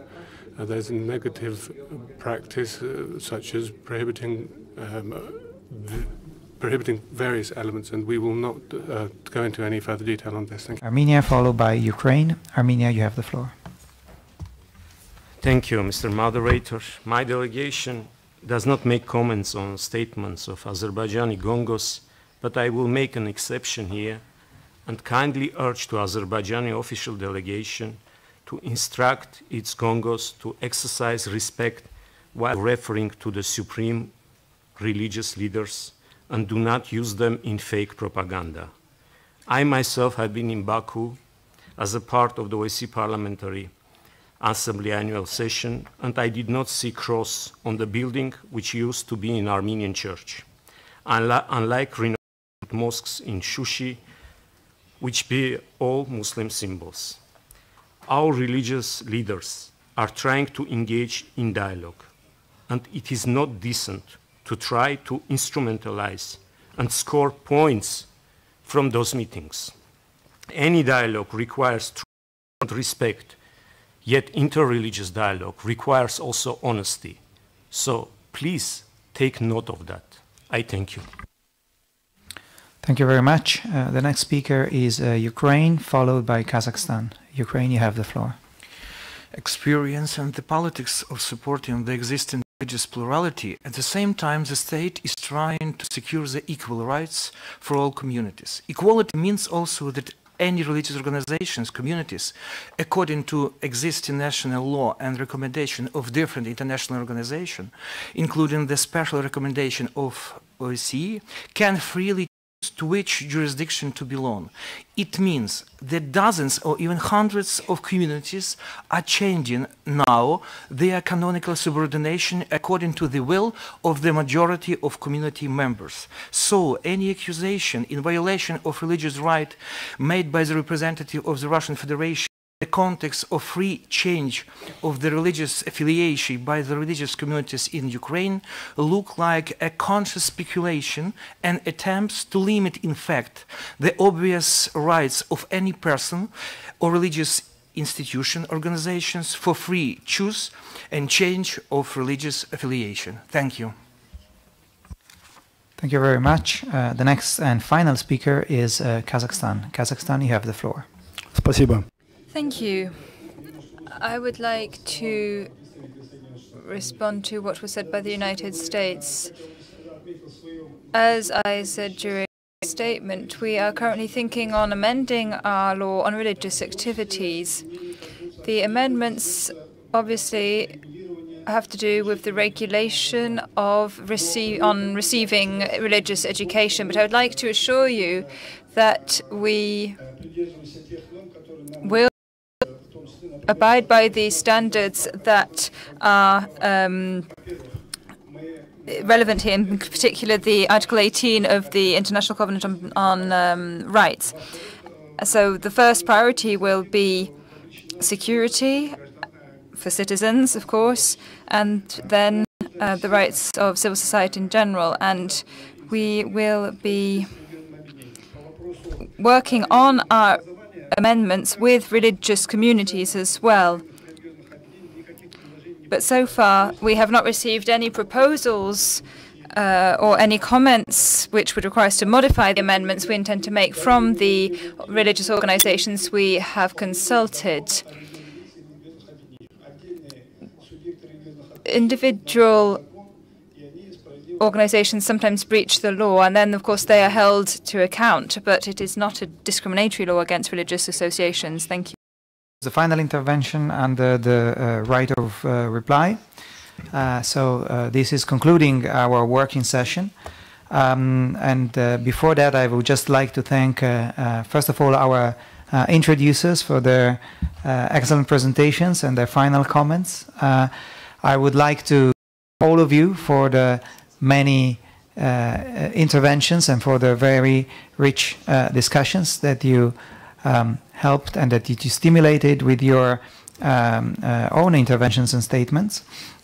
I would like to thank our interpreters for their work in facilitating communication among us.